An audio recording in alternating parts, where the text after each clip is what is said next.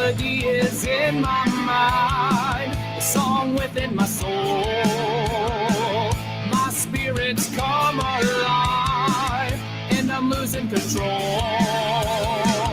How can I explain this feeling that's taken hold of me? Shed these chains of weariness, live my life so freely. Let the wind carry your cares away. Feel the rain wash the worries of today.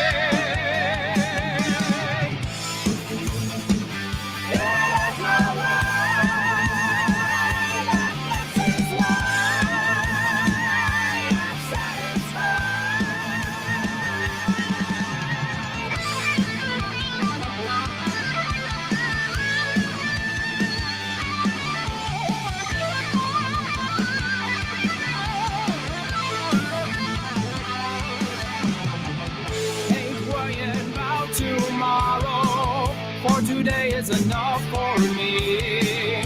Even though I think I'm drowning, my lungs still are breathing. This life is murky water, distorting all my vision. Yet a hand is reaching to me as I grasp for salvation. Let the wind carry your cares away. Feel the rain wash the worries of today. Let the wind carry your cares away.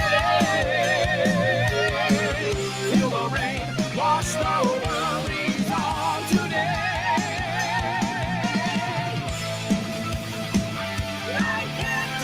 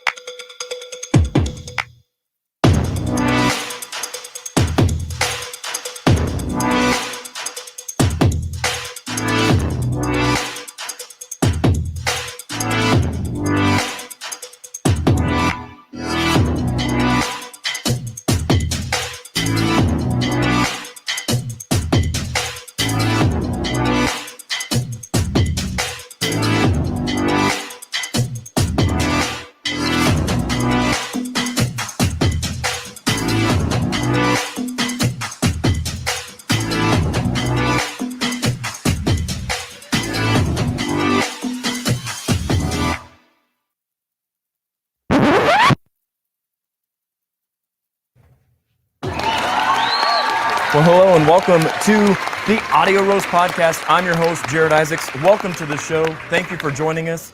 Joshua, let's go ahead and get started. We are streaming right now as we speak on Facebook, YouTube, and Twitch. So give this video a thumbs up and a share. While you're there, go ahead and subscribe to the channel or like our page, depending on where you're watching. And if you're watching along with us live right now, comment along in the comment section and be a part of the show. Give us some likes, some laughs, some loves. Tell us how we're doing.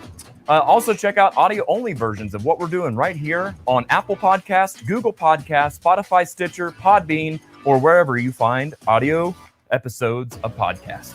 Also, we encourage you to become a patron. Just go to patreon.com/The Audio Roast Podcast and consider becoming a monthly member. There you can find special bonus content and early access to upcoming shows and events. You know, like the one on, we'll announce that here soon. But it's coming up very soon. So anyway, check it out. Your support allows us to keep doing what we're doing right here each and every week on the Audio Roast Podcast. Also, check out our playlists that are available at the end of most of our episodes. This week, it was already up. It's been up. So do check it out. Just go to Spotify or iTunes and search for the Audio Roast Podcast. There you can find playlists featuring songs used on today's show, as well as past episodes and different games and segments. Also, you can check out audioroast.com. This is your official one-stop shop for everything Audio Roast related. Playlists, merch, ways to support us, past audio and video episodes, as well as links to all of our awesome sponsors. So to recap, last week, we did famous duets where we had Terry Graves and Justin Moreland here on the show with us. And what a fun show that was. I really enjoyed last week. We had two great guests. It was so good to sit down and get to know them and have a conversation outside of a bar. Man, it was nice. So that's what we did last week. Next week, we're also doing something a little bit different. We're going to do our very first Motown episode. We're going to have Cody Schmidt from some band I've never heard of. Death May something. Death May Die. Death May Live. I don't know. And also Jonathan Keeney from The Detectives will be joining us for Motown Hits next week. But today, this week, right now, we are here for some Dio. That's right. This is the 11th anniversary of Dio's passing. And so to honor such a day, we are going to do our 6th edition of Classic Album Clash. We're going to be putting Holy Diver against The Last in Line, track by track, and discussing it, trying to decide which is the better of the two albums. And a spoiler alert, it's going to be close. So now then, let's go ahead and move on to our favorite song. In 7 days, I just butchered my own jingle. So 7 songs in 7 days, where you guys submit songs, we give them a listen over the last week and a rank because we can. So coming in the number 7 spot, we have from Abigail Burbridge. Anybody Have a Map by Dear Evan Hansen. A little too musical for me, a little heavy on the musical side of things. Just not my cup of tea. In the number 6 spot from CJ Garmo, we've got Devil in a New Dress by Kanye West. Kanye gets up on the top of the list because Kanye. In the number 5 spot from Chris Smith, we've got The Role You Know So Well by Joey C. Jones. Good tune. I dug that. It was actually a nice throwback kind of sound, almost a 70s kind of vibe. I dug it. In the number 4 spot, we've got Kim Garmery with Lonely Child, The Club Mix by Sloke, something. It was good. In the number 3 position from Scott Garmery, we've got Old Heart Falls, from Catatonia. Man, it's a mouthful, always with Scott. I dug that, man. I really did. I thought it was great. In the number 2 spot, though, we've got Elkie Castle Bradford with What's This Life For by Creed. Here's the deal. That got me through some rough times as a teenager when that came out. So good stuff, man. It hits home. Not afraid to say I like Creed. I like Creed. If you don't like it, sorry. Number 1 spot, though, who would have thought Julia Lacob finally gets in at number 1 with Rocket Queen by Guns N' Roses. Oh, yeah, I'm doing the little Axel Snake dance on a Dio episode. Yeah, who would have thought? Yeah. Now is the time to go ahead and nominate your picks. Just pick any song, any genre, from any decade, or any style. Just make it a song. And we'll take the next 7 days, give it a listen, give it a rank, because we can. So we are going to take a quick little break and finish getting things ready for the show. We'll be back in just 2 minutes. So stick around. We'll be right back. Hey guys, how's it going? This is Jody from Rewind Records and Papa Green Shoes. I want to take a minute to do a 360, 3 albums in 60 seconds if possible. The Doors. We all know about The Doors. This was an album, they only put 2 out after Jim died. So the 3 left. They went ahead and said, let's do it again. And they did it for 2 times. And then they left this one as, I think it's the second to the last album. Full Circle, Neo Doors album. Let's keep moving. Who likes Leonard Skinner? Well, like everyone.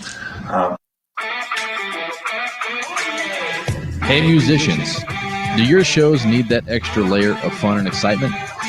Wow your fans with next level production and let Sunset Productions help you up your game. We can create custom and unique sound, lighting, and video packages designed just for you and your budget. Let's work together and give our community the shows they deserve. For more information, contact Jared Isaacs at sunsetproductionsspringfield@gmail.com. You can also check us out on Facebook and Instagram at Sunset Productions. Sunset Productions. Don't be a jukebox. Be an experience.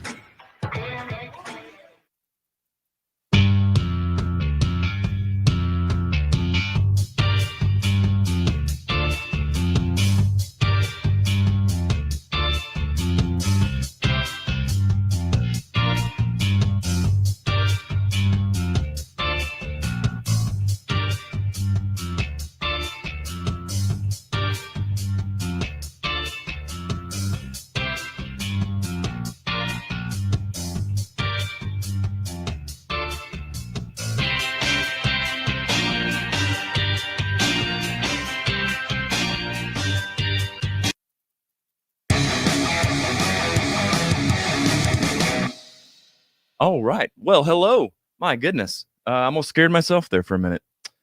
So we're going to go ahead and kick the show off.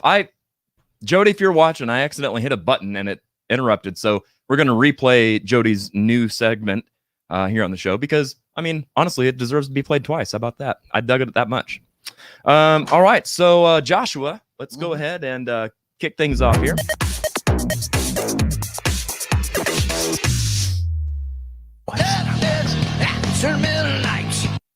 That's what we're drinking. We're drinking some Living After Midnight here from Classic Rock Coffee. I like how I've got coffee on that side of the mug. That looks great on camera. There we go.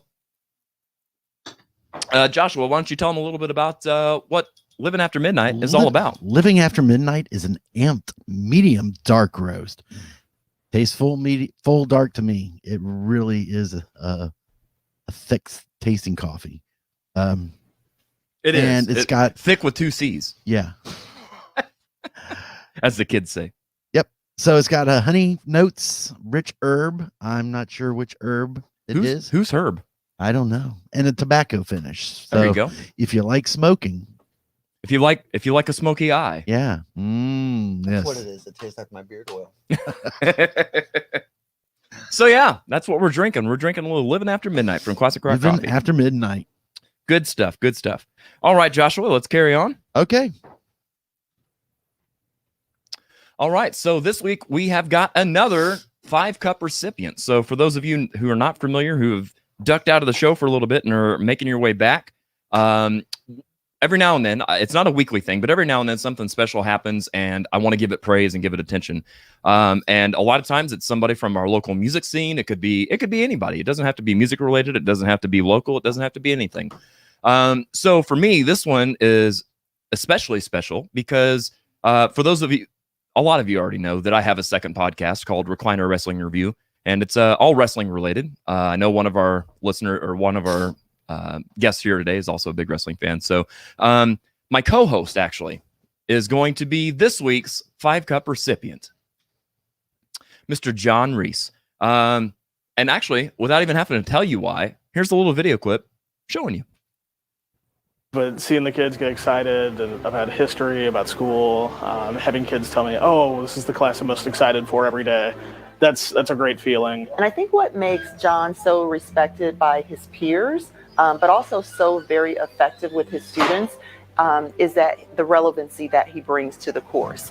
And so students really enjoy, obviously, learning history and studying social dynamics through history in a very real world manner. Mr. Reese, he's just so much fun to be around. And he just makes, like, if I'm feeling down or something, he always brings me back up.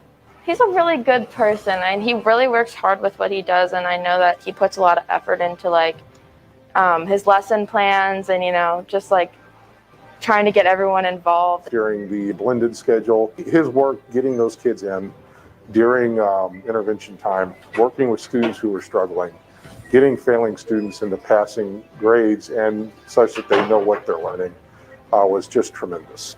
The last 2 years, the senior classes have voted to have me read names at graduation, and that was really exciting for me because that's recognition from the kids. But it did mean a lot to be nominated by another member of the building.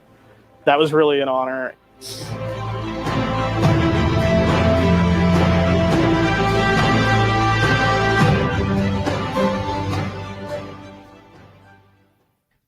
How cool is that? So my co-host John is Teacher of the Year in St. Louis, and big old St. Louis during 2020, 2021 COVID, virtual schooling, bring them back. It's too early, take them back home. All that crap that he navigated, and he did the best. So congratulations to John Reese for getting Teacher of the Year. Awesome, man. Very proud of you. All right, now then, lettuce. Go to the comments. No lettuce. No lettuce. Hold the lettuce. All right. So let's see here. Elkie says shared. Thank you very much. Don't forget sharing is caring. So if you haven't yet, please do share this to your timeline.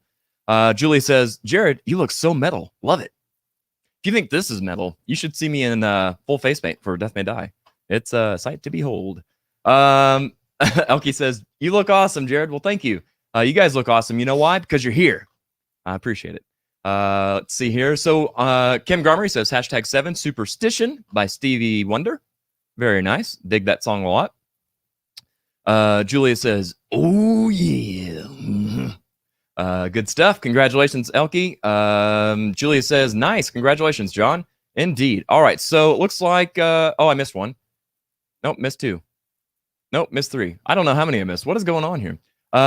Julia says, my favorite GNR. Actually, that is my top 3 GNR songs. You happen to throw a dart on the dartboard, and you nailed it. So good job. Kudos to you.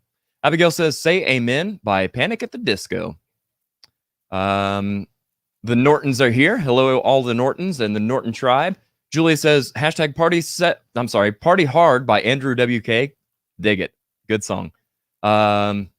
Well done, John. Kim says, Dan Delaney, never heard of this guy. Wish I had teachers like that in school. Yeah, right. Same. I actually did have one. Ironically, my For a little while. my most influential teacher was also a history teacher. So it's really cool.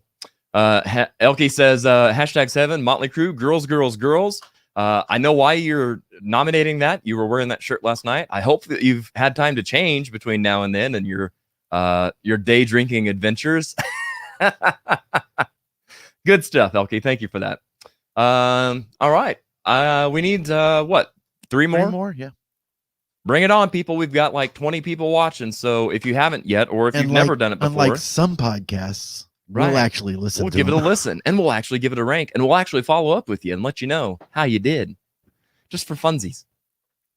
So yeah, use the #7. Give us a song, any genre, any style, any decade, any artist, any band. Just make it a song. Okay? Okay. Now then, while you guys are submitting that, let's go ahead and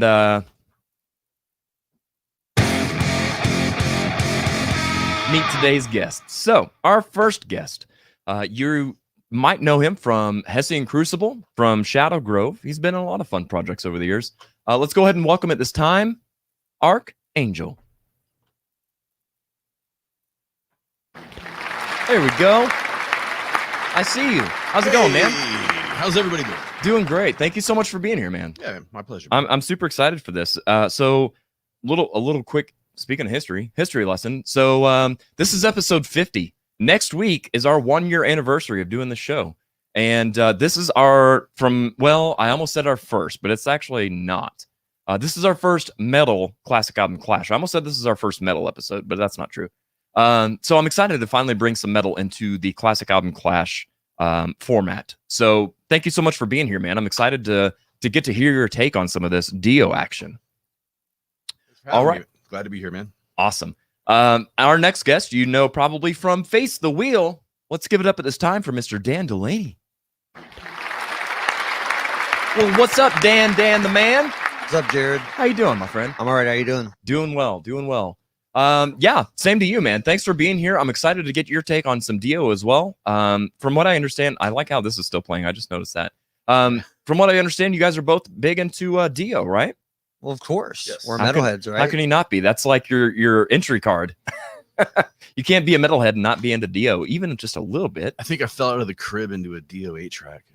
Oh, yeah? I mean, that's not a bad thing. That's not a bad thing at all, right? So let's go ahead and get started, shall we? Let's see what we got here.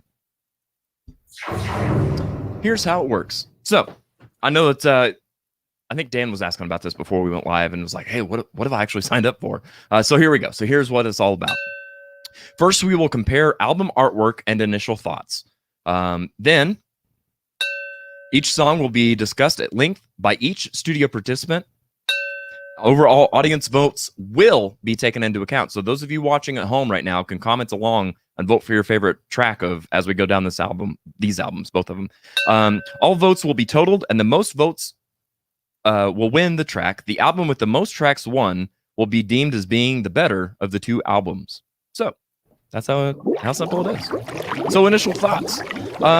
So let's start over here with Archangel. So when what are your initial thoughts on the album? What are your initial thoughts overall of Dio as an artist, as going solo, the whole 9 yards? Let's start at the top here with that. Man, Dio's voice, that goes back from the beginning of when he was young, doing the 50s covers and, the Love Potion number 9 and all that kind of stuff. Right. My mom was a big influence on the older music. And when I was able to be like, hey, Ma, look, Dio's doing this, was able to, bring that, bridge that gap, if you will. I don't even know how to go about saying how influential Dio's been in my life, because there's always the yin and the yang, you know what I mean? He's the master of the good and the evil, and he's always managed to capture that in his stories, where there was the evil side, and there was the good side, and there's always the clash of the and that translates throughout the world today, you know what I mean? So it's absolutely timeless. He was really good at bringing kind of those fantasy concepts and stuff too into the mainstream, and being like, it's okay to be a nerd and be a metalhead. Yeah. Which is great for a lot of us, because a lot of us do fall into both. Dragons and sorcery, and right. Castles, and for sure. Dan, what about you? What are some of your initial thoughts of Dio and both of these albums? Well, for me, I guess my introduction to it was actually not Dio. It was actually more like Black Sabbath. The first song I ever heard was like TV Crimes. Yeah. And so from there, I actually went, after I discovered who he was, to like Rainbow. Yeah. And then from Rainbow went into Dio. And that was like by like time I was 14. So hearing a lot of these songs, so most of them, like the popular ones you always hear on the radio and stuff like that. And I've never actually had the albums. Oh, really? Yeah. Wow. So, but I've heard 90% of all the songs on both the albums, because most of them are pretty popular. And there's actually a few that I caught on there that I've never heard before. So it was kind of interesting to see the progression between. It's fun whenever almost your hand is forced to be like, okay, no, don't skip this. You got to listen to it. And, and it's like, man, what have I been missing out on? Why? So it's just, and you can kind of definitely tell a difference between the first and the second, in my opinion, but I'm sure we'll dove into that. Yeah, a little bit more you're right. later. Yeah. But Production value and stuff went a lot through the roof. Yes. Yeah, for sure. Yeah. And you're right. We will get into a lot of that. So, but the artwork for that time period, though, as far as album stuff goes, that was always awesome. I mean, there was the whole mythical dragons and warriors type stuff was always, that was the big thing. It was a big thing. And you're exactly right. Late 70s. Especially in that time. And that's kind of what I've got in some of my notes too, is there was a resurgence of things like Lord of the Rings. There's Dungeons and Dragons is really, in full scale by the time that this comes out. And so there's a lot, like I said, of those nerds that are like, man, I mean, they're singing about what I enjoy, what I love, what I'm passionate about. And it really resonated with a lot of people. And his delivery, best of the best. Right. So, yeah. Let's see here. Joshua. Yes. I'm like absolutely, there we go.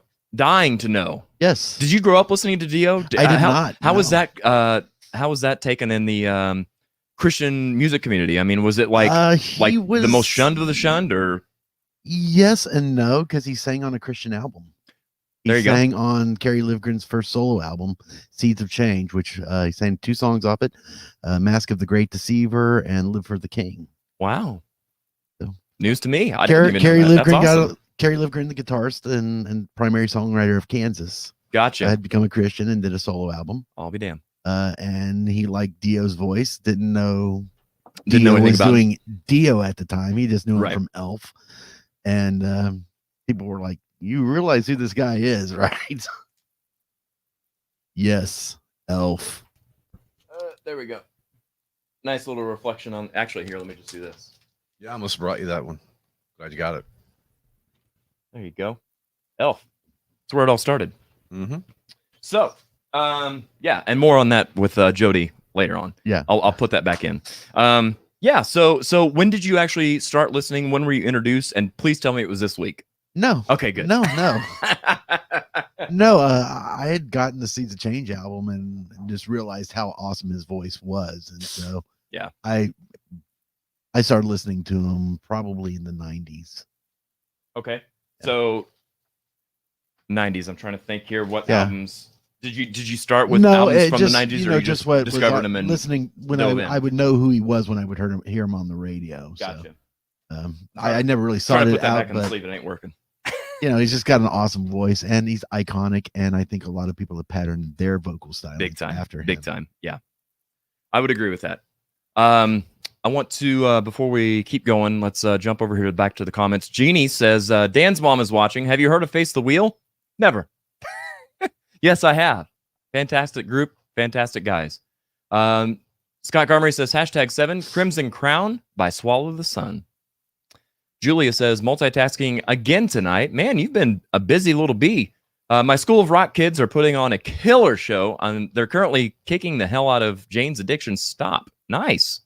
Very good, man. That's a great one. Robert Crook says, yes, Metal Jared. That's right. That's where the heart is, man. We still need one more song. All right. Christy Pressler says, #7 Death by Rock and Roll by Pretty Reckless. That's not the one. Oh, that's not the one? No, we got one. We need one more. So we're up to 6. I already got that, yeah. Okay, so we need one more song. Drink. Melky says. Yes, I agree. In fact, I will. All right. Is that the smoky eye? That's a little bit of the cheers. Smoky eye. Cheers, my friend. Cheers, all of you fine gentlemen. Already almost refill time. All right, now then, let's go ahead and talk about some artwork, shall we?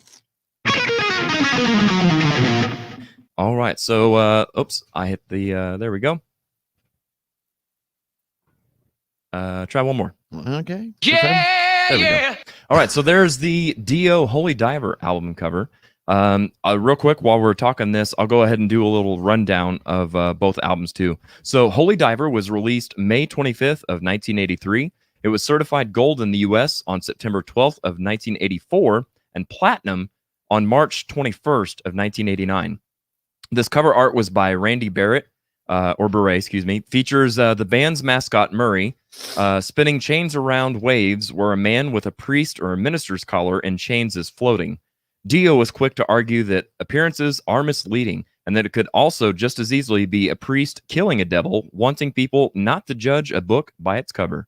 Let's see here, IGN listed it number 8 of the top 25 metal albums in 2017, and Rolling Stone ranked it number 16 on the 100 greatest metal albums of all time list. So, our next album, The Last in Line, released July 2nd, 1984. Dio's second studio album. It's the first album to feature Rough Cult's keyboardist Claude Schnell. It became the band's highest charting album in both the UK and the US, reaching number 4 and 23, respectively. In 2005, The Last in Line was ranked at number 372 in Hard Rock Magazine's book of the 500 greatest rock and metal albums of all time. Now then, gentlemen, what do we think of the covers of the album art and stuff? Because, I mean, imagine yourself in the early 80s flipping through albums at the record store and you come across this. What are your thoughts on this album artwork? Well, when you flipping through and you come across The Last in Line and Murray is just up there, you know, it's whoa, that's something right there. Right, it's eye-catching. Yeah. You're like, what is that? I don't know if you can curse on the show. We try not to. There you go. But anyways, nonetheless, it's amazing. It's like, whoa, you feel it come out. You know, you do. So, and the selection of those warm colors and just that hellish kind of look. It's like, oh. That was the first album I bought with my own money. Really? Yes. Well, that's awesome. That's actually one of the questions I ask our guests all the time. So that's really cool to know. So Holy Diver or Last in Line? Last in Line. Nice. Very nice. Dan, what about you? I know you said you never bought albums, but just obviously you're familiar with both album artworks. Yes. What are your thoughts on these? Well, let's see here. If I was going to pick out an album, I always tend to kind of go a little bit more towards the darker and tormented side. Okay. Which obviously would be Holy Diver. To me, that just seems like there's a lot more peril in that. Maybe that's just because I'm in a death metal band. I don't know. Right. But, it's kind of like once you get introduced into heavy metal music, things really change for you as far as what your perceptions are. So that's 100% right. Yes. Yeah. So, I mean, like if you look at the last in line, you see what are like tormented souls and stuff like that, which, it kind of falls in the same aspect of like the early Iron Maiden albums and stuff like that you would see. Yeah. And to me, I'm more drawn to the cynical side of the Holy Diver album. That's what draws me to it. Same for me, and a lot of the same reasons. Like if you're gonna go there and like raise some eyebrows back in the day, Holy Diver's the one doing it. I mean, when you've got a priest in chains in the water, like regardless of which side, however you want to interpret it, it's gonna catch your eye and kind of catch you off guard. And yeah, I'm like you. It really did a great job of setting the scene, grabbing your attention, and getting you to listen to a great album on both respects. So. Joshua, what are your thoughts on the album artwork here? Okay, so growing up in the church, the one on the left, the Holy Diver one, definitely is more impactful as far as right. Yeah. And looking at the Last in Line album and knowing that one of the tracks is called Egypt, to me that looks like Egypt. That doesn't look like that's true. That's true. Because you can see all of the hieroglyphics and stuff on there, so it is. And it talks about being slaves and then being in chains. So I would look at that as more as less evil and not a hellish thing, but more of a slave thing. See, and that's you bring up something that just, man, I'm so passionate about with some of this album artwork is the fine details. Like when you first look at this album artwork, you're like, okay, I see a sunset, I see some demons or whatever, a big demon and a cliff, and that's kind of the overall scheme. But you can really look close and see, like you said, you can see some hieroglyphics. You can see a lot of detail in there.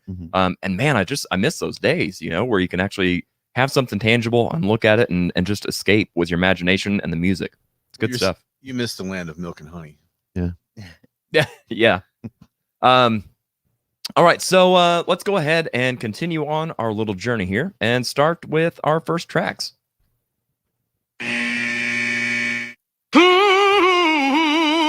So we've got Stand Up and Shout versus We Rock. Holy moly. So I guess we'll just go ahead and start down the line here. And Ark, we'll let you start out. And if you want to give us some of any thoughts or notes that you've got on either of these tracks, and then what your vote is for the better of the two songs. As far as notes, I don't really have too many notes. I just know that We Rock, the opening riff, is just there. It's on from the opening of that album. As soon as you put it on, you drop that needle, it's hitting you, man. Right. Standing Up and Shout's great. It just doesn't break through. Like for an opening track on an album, I gotta go with We Rock on that one, man. Okay, that's fair. Dan, what about you? So I'm on the opposite side of the spectrum on this one here. Okay. So Stand Up and Shout to me is more of like the young teenager breaking out, the rebellious stage. I mean, you had Twisted Sister and all that kind of stuff back then. It was all about rebellion, and I was too. Just ask my mother. And so, who's watching, by the way? Hi, Mom. Yeah, she is watching, and she watches everything. So, anyways, compared to We Rock, not that I have anything against Kiss, because Kiss is iconic, but to me, We Rock is very kissy. Yeah, and that's just how I perceive it. So to me, it's a little bit not as edgy, and it's a little bit more commercialized than Stand Up and Shout, which was to me a little bit more impactful. Yeah. And I kind of even like, I didn't write down these notes as it's just kind of like from memory, but I scored these songs too as well as I went along. Awesome. Awesome. Yeah, we'll take anything you got, man. All right. So Stand Up and Shout, I gave an 8, and We Rock, I gave like a 6 to a 7. Okay, nice. I like that. That kind of gives us an idea of where it's at on your spectrum there. I dig that. And what's funny about you saying that it kind of reminded you of Kiss, later on in my notes, there's another track that reminds me a lot of Kiss. And so yeah, we'll get to that. But so for me, The notes that I've got written down: Stand Up and Shout, thrashy, blistering solo. My overall 2 cents is being the first track on Dio's solo album. So let's keep in mind he's been in a couple bands. He's made his way through playing the band game, and now he's like, okay, I'm going to be responsible for my own stuff here. And boy, was it blatantly obvious that he was excited, that they were excited to show off their new guitar player, Vivian Campbell, because that solo in Stand Up and Shout is just insane. Like it's not like, okay, let's kind of ease into the album. It's like, boom, here we are, which I really enjoyed. However, also We Rock. It has a lot of layered vocals in the pre-chorus, and it sounds really amazing to me.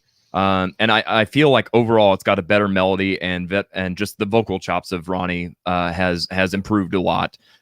So my vote is also going to be for We Rock. I love Stand Up and Shout though. So Josh, what do you think, bud? Well, my notes. First of all, the remastered versions of these songs, you could definitely tell which ones in the playlist were remastered and which ones weren't. Yes. And that makes a huge difference. Yeah, for sure. For Stand Up and Shout, I don't care for the drum tones on those. The production on the drums, they just, especially the toms, they sound like boxes being beaten. Yeah. So that's a negative on that. They both have great driving intros. And I really like the bass runs. Bass and guitar runs before the choruses. They have really nice fast moving on Stand Up and Shout. It feels more anthemic. And Stand Up and Shout is more well known, I feel. It's in the movie Rockstar. Right. Yeah. Different Stand Up and Shout. Nope. Stand Up and Shout. Nope. They're driving to a show. Oh, gotcha. Got it playing in the car. Okay, gotcha. Yeah. We Rock. I don't think the intro builds as well. So, yeah. So, good point. Yeah. How the drums start out with a that little paradiddle kind of thing. Yeah. Because it's different. It stands out, but it is kind of a slow intro. That's that double track guitar intro with it's just right there in your face. Yeah.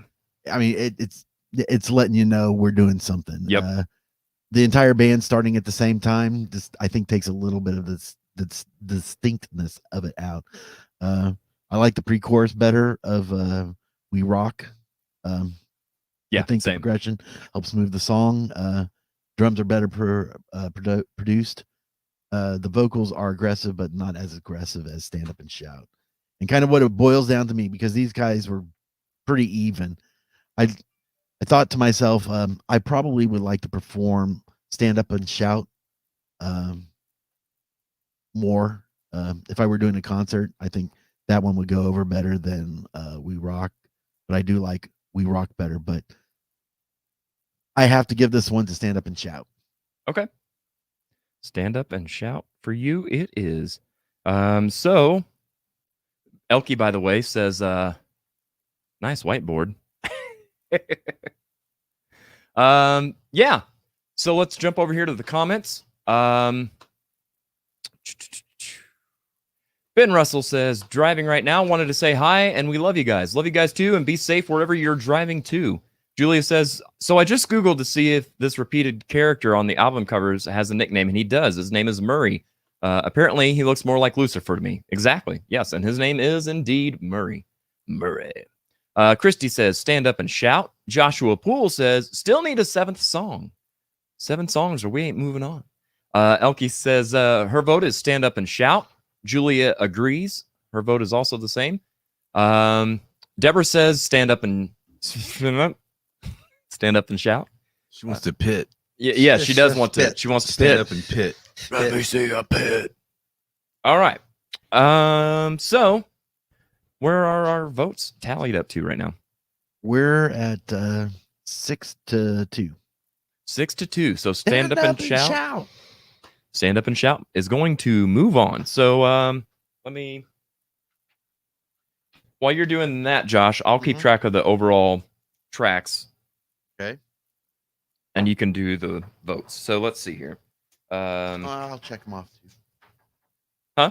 I can check them off. Oh, there you go. Yeah, that'll work. Let's work for me. I love it. All right. Now then, let's go ahead and move on to track 2.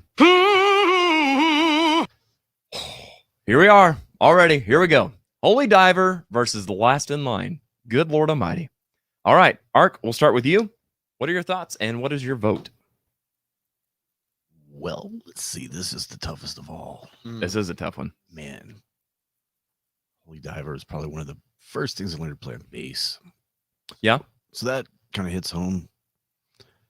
The Last in Line, though, the guitar intro to that song is, to me, it's the ultimate intro to any metal song. That's the one, you know? Right. That made me want to say, man, I want to fucking do that. Oh, sorry. I want to do that, man, you know? Right. I told you I wouldn't curse. I'm sorry. That's all right. Anyways, I'm trying to keep your name straight. So, man, it's The Last in Line. Yeah, I definitely have to go with The Last in Line on that one, man. Okay. It's just the best. Can't beat it. That's fair. That's fair. Sometimes it's just an instinct. It's just a feel. It's sometimes hard to describe. It's like, Go I with just your like gut. this one. That's right. Dan, what do you think, man? Well, after listening to both of these songs 666 times, Don't listen to it anymore. to keep it even, you know, Right. it's just when you got the two of them back to back, I couldn't outrate one over the other because both of them have outstanding qualities that kind of make They up really for do, the man. other one. Yeah. You know, it's, you've got the guitar work on one, and then the other one you've got more synth and keyboard stuff, which I kind of like some of that stuff. You know, I know a guy that actually plays a guitar, and I can't. What's his name though? But I don't know, but it sounds really weird. Yeah, but you know, it's just that it kind of gives a little extra flavor to that stuff. Yeah. But to me, it's just I can't put one over the other because both of them are iconic songs and both of them are kind of like the paving stones for guys like me that want to attempt to try to do this Right. on a day-to-day. Yeah, they're very much so like that. The opening of the door of okay, and now we're getting into Dio. To where it is a hard decision. It's just one of those things where like if you're going to introduce somebody to metal, then you just play both of those songs for them right there, and then they can make the decision on which way they want to go. Yeah. And they're not probably going, they're going to probably get both the albums, Exactly. you know, Yeah. just because of that song. So I can't put one up over the other. It's just, I'm on a stalemate on those two songs. So Yeah. they both get a 9 to me. Okay. So that's what I rated All right. it. So you're forfeiting a vote then, huh? I guess so. All right. Hey, that's fair. You got to flip a coin or something, man. Oh man. I can't not vote, Flip- dude. flip- Can I rock, paper, scissors myself? I don't know. It's not that kind of show, brother. Yes, you can. Yes, you can. Well, maybe we can make some arguments that'll change your mind. Well, We'll save that for the Okay, audio I- roast I- after dark edition. there you go. Yeah. I'll base it off of the guitarist aspect of it. To Okay. me, Holy Diver is just heavier in the guitars, and I like heavy guitar playing. So That riff is so iconic. So yeah. Dun, if I dun, was- dun, if dun, if dun, if dun, it's- dun. if I was gonna pick a song based on just the guitar, it'd be Holy Diver. So there we go. Okay. That's fair. That's fair. There you go. Let's change things up a little bit and jump to the comments. Teresa says Holy Diver. Julia says Holy Diver. Christy Holy Diver. Elkie Holy Diver. Teresa says the last in line is really great too, but she voted for Holy Diver. Did she already vote? Yes. Okay. Deborah says this is tough, but I'm going with Last in Line. Holy Diver is a killer song with a smoking lead, but Last is a overall better song. It's got the great intro that just blows up to rock out. Yes, exactly. Let's see here. Snorlord, what's up there? I know who that is. How's it going, man? Good to see you. Thank you for being here. Terry says, Holy Diver. I know Terry is a big Dio fan. Thank you so much for being here, Terry. That's awesome to see you here. Apnea rules. Yes, exactly. Cindy says, Holy Diver, just barely above the Last in Line. Both are spectacular songs. Very well said. Rachel Delaney says, Holy Diver. Deborah says, nice guy liner, Jared. Well, thank you very much. A little smoky up in here. Elkie says, one more needed. Yes, we need one more song for 7 songs in 7 days. There's an alternate version of that. There may or may not be. Maybe. All right. Steve Allington's here with us. He says, hey, watching YouTube and Facebook. Nice. Hey, I like it. Give us the views, all the views. We love it. He's everywhere in the United States. But exactly. But more importantly, give us your votes. Steve, what do you think? Okay, there we go, right there. Holy Diver. So we'll go to Josh. Josh, what do you think? Holy Diver versus Last in Line. Well, there's iconic, the iconic riff of Holy Diver. Yeah. But there are some cheesy lyrics in it. Yeah. Jump. That's jump Dio. on the tiger. Yep, for sure. Yeah. I don't really know what a clean tiger is, but I know he is. So you're saying you see what I mean? Yeah. Okay, gotcha.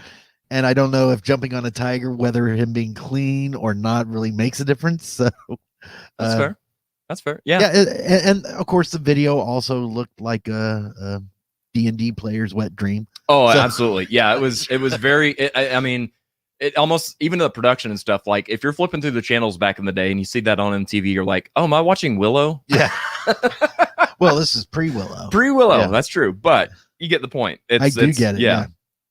But it does have great harmonies. Yep. But it has a terrible bass tone. Oh, you bass players. It's just really pinched off and mid-rangey, and it is no warmth and lowness to it. Say pinched off on this show. What the heck? Yeah. Barely, apparently. Yeah. So Last in Line, the pluses on that is if you've never heard a metal song before, you're gonna just go amazed when he does the yeah. I mean, that is Dio. Yes. Yeah. That prolonged, powerful note. It's like you're thinking you're getting this nice little lilty thing. And he just slams you in the face. The bass line in it is so much better, so much more moving. Yeah. The lyrics still are a little bit cheesy. I think there's some better breakdowns in Last in Line, and the addition of the keyboard Elkie says elevates she's with the song. You, Pod Boy. Yep. So I'm gonna go with Last in Line. I just think it's better arranged. Yeah. Now arrangement, I definitely agree. That's and again, that's kind of what we're talking about and touched on at the top of this is where some of that production value is like, oh, we should take this part and do this. It's not necessarily just like, oh, we should use this microphone placement and we should do this and use this tone.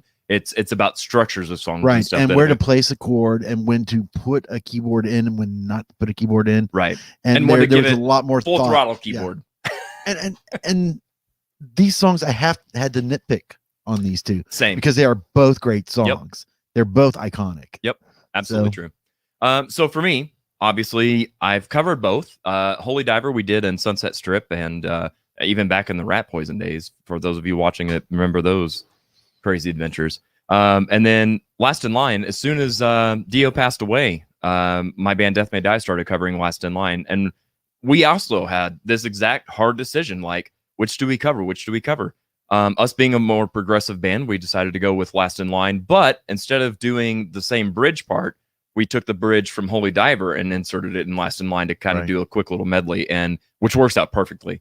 And being a singer myself, my gosh, so it is hard. It's a hard decision.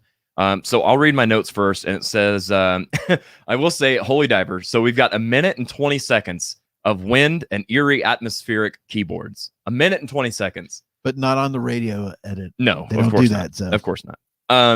The riff is killer. It's absolutely a legendary solo. It's a great song.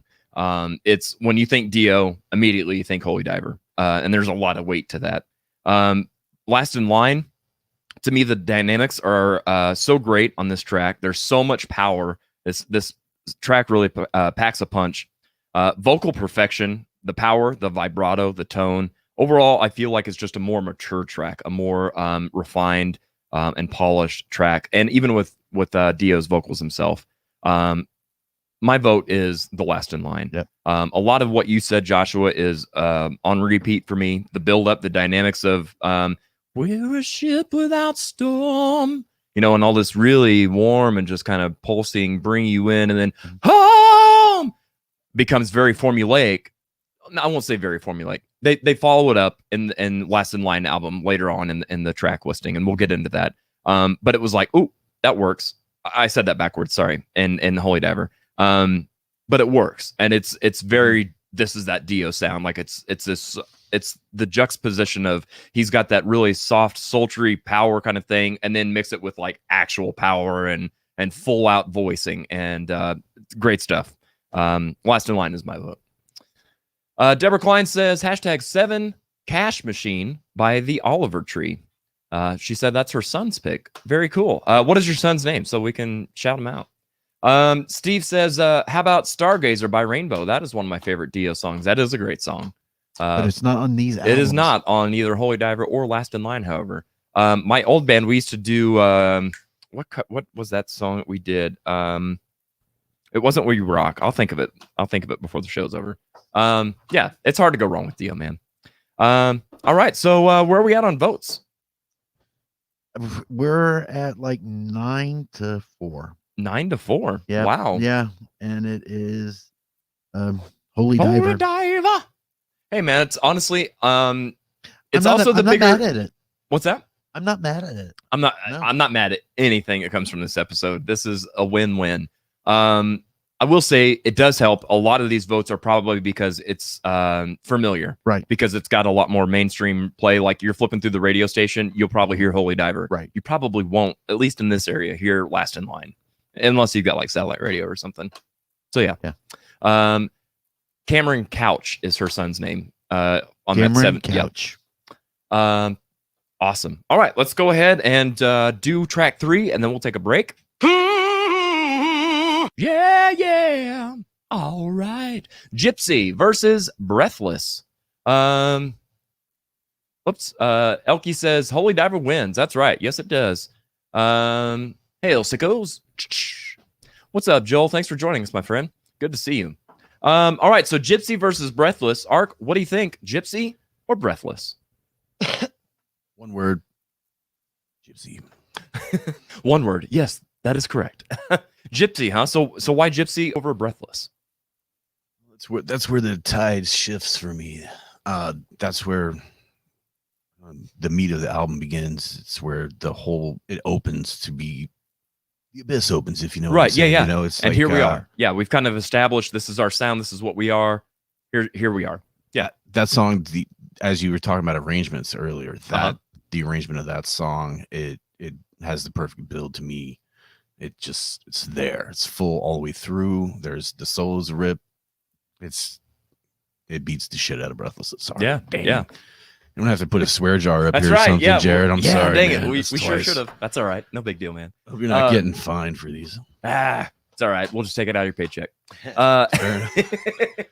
Fair enough. Fair. So Gypsy. Yeah. Dan, what do you think? What are your thoughts on Gypsy and Breathless? Well, so far, I've been opposite of everything that he has to say. Yeah. Based on the albums. Yeah. So that's why I went first. Don't worry, we're gonna change it up on the next round. That's kind of cool. So to be honest with you, I can't remember exactly why I put these score ratings on here. Okay.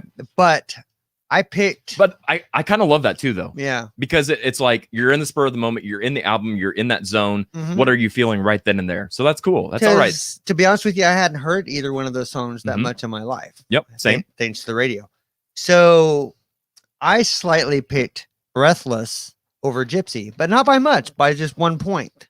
So there was just a lot more dynamics I felt to Breathless, and I don't know if it was in the lyrics or if it was just the overall production of the entire song to me. Okay. Because, there are certain aspects. I do like keyboards. I do like, dynamics and theatricals and stuff like that, and a lot of the music I listen to. Right. So to me, it was just for this album, and I'm not going to say that about a whole lot of the songs on the Last Line album. Sorry, guys. But to me, this song was just a little bit more in my ballpark than Gypsy was overall. Yeah. So, yeah. That's what I got. Very cool. Joshua, what do you think? So these are probably one of my 2 least favorite songs. Before you go, this is the one that I haven't made a decision that I'm like, I can't. I'm just going to wait. And... Okay, well, here's what my thoughts were. Okay. Okay. 2 on both of them, I said that the solos throw everything in it and they shred and they don't add anything to the song. Yeah. As far as it's just shredding. There's no lyricalness to it. So you could pull those solos out and put them in any song, right? And they would just fit. There's nothing lyrical about them, so they didn't knock me out other than the technical ability. That's pretty cool, but it just doesn't seem like they were planned for those songs, right? Yeah. What we would normally refer to as like a filler track kind of thing. Yes. Yeah. Neither of these songs feel like a Dio song to me. I agree. Gypsy sounds more like an AC/DC song. Interesting. I have a band that they sound like, but it's not AC/DC. And the reason I said that is because to me it sounds more. I would think more like on lines of Cinderella, because of where his vocal placement is. He's singing higher, and he's using less of those unique vowel sounds he's using when he normally sings his stuff. So just more straight on and less sounding like Dio. So the only reason I went with Breathless is that his vocal stylings sounded more like Dio.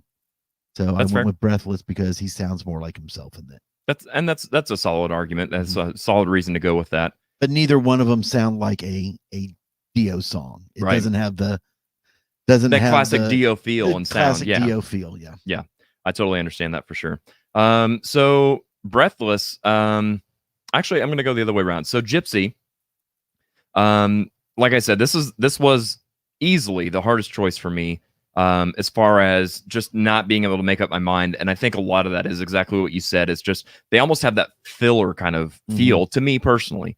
I think they're both good songs, but for me, the opening scream, reminds me almost verbatim. It's just in a different key of Quiet Riot's Mental Health. I can see that. Yeah. Yep. It's got a more straightforward rock feel than Breathless does. So without getting too far into the weeds, I just feel I'm going to go with Gypsy. I'm just going to go with my gut on this. I feel like Gypsy is the better of the two, even though it doesn't sound a lot like Dio. A part of me is actually appreciative of that too, that he's showing dynamics in, I can do this or I can do that. And it's just... Yeah, I get that, but he sounds like other people, other contemporaries. If he sounds like Quiet Riot, then why does there need to be a Dio?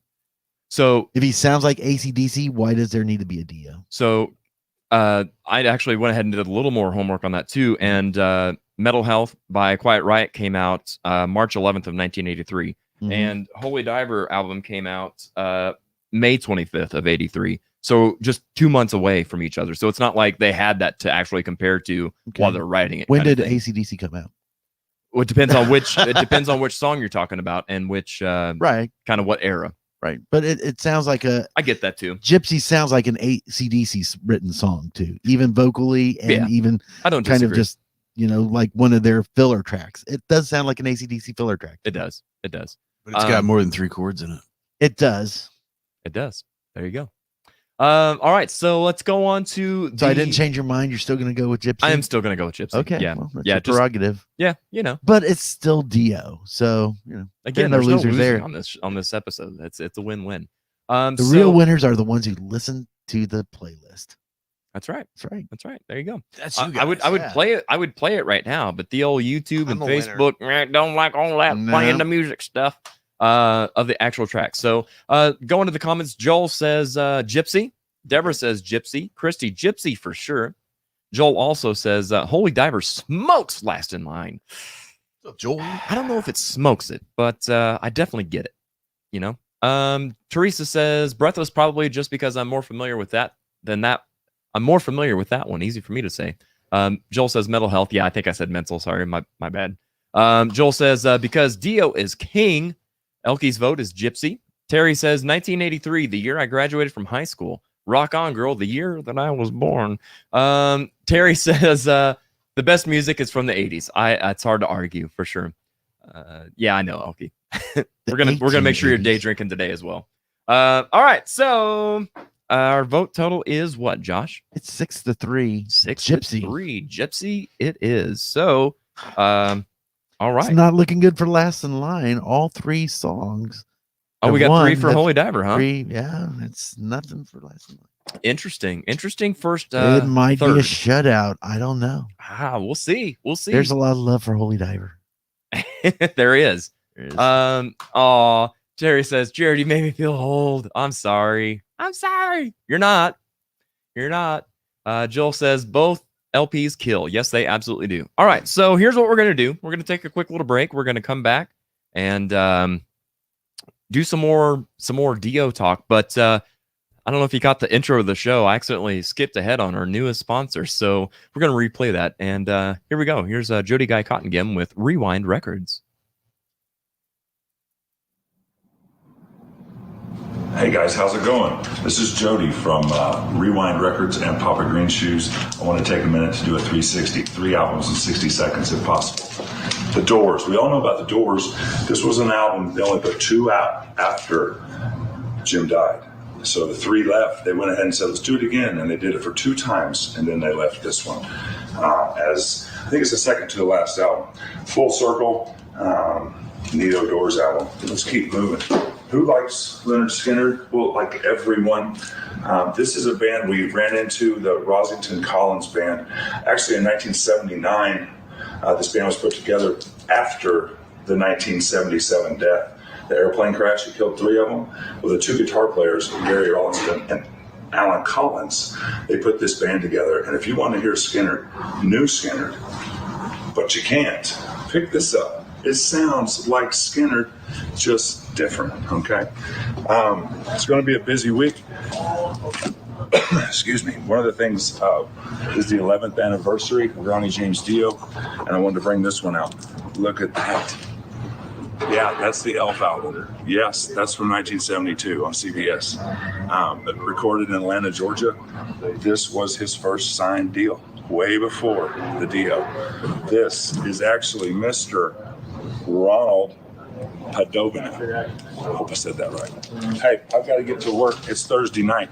I will see you on the stage or at the store or on the road. Bye.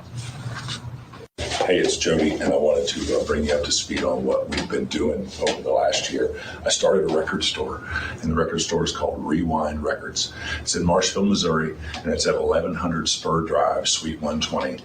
Marshfield is only about 20 minutes away from Springfield. So come on down and visit. It's inside of a really cool store called Unique Antiques and Collectibles. Come down. It's kind of Monday through Saturday, about 10 to 6. Give me a call, hit me a direct message, however you want. But we have entered that vinyl album record game, and we have a new store, and it's called Rewind Records. See you soon.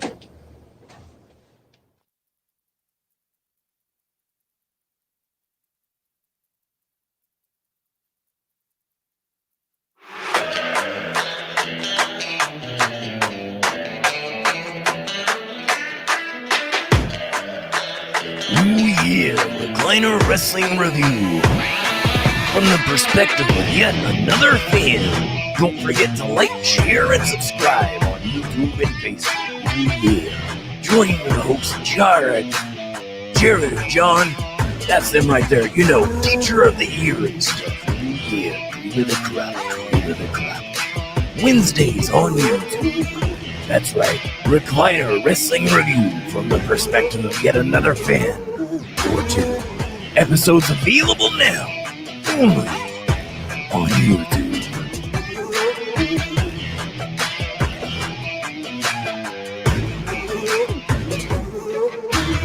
Hey Springfield, Robert and Cheryl Crook here. And together we are Zen Lens Photo Media. You've probably seen us around town, but did you know we also do family and children photography? Don't forget maternity and infant sessions, as well as senior portraits and weddings. Please keep us in mind when you need event coverage and videography. Check us out on Facebook, Instagram, or at www.zenlensphotomedia.com. Or you can give us a call at 417-818-7067 and book your session today. Classic rock coffee. It's coffee that rocks, yeah. This ain't your typical coffee shop. It's Java with attitude, baby. From the moment you step onto the stage, you'll see, hear, and taste the difference. We're rocking and roasting 7 days a week with guitars, amps, lights, burning wrists, and groupies. We've got the best coffee, frappes, smoothies, protein shakes, pastries, and sandwiches. Oh yeah, green M&Ms if you get backstage. Come on in and get a whole lot of love. Get the idea, my babies? Even if you don't love classic rock, Well, that's impossible. You're gonna love Classic Rock Coffee. Check us out. Located at Kansas Expressway and Sunset.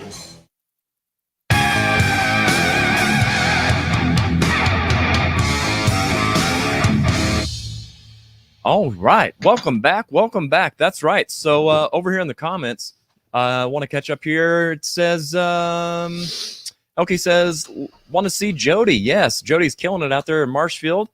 Got a new record store. So welcome, Jody, to being a official sponsor of the Audio Roast podcast and being on board with Team Tarp. Love it. I'm gonna have to go out there because dude, he said it's some vinyl. He was absolutely just so excited and talking my ear off about it and got me to like, man, I'm the same. I just want to go out there. And he's like, dude, it's a lot. It's going to be overwhelming. I'm like, all right, we'll make a day of it.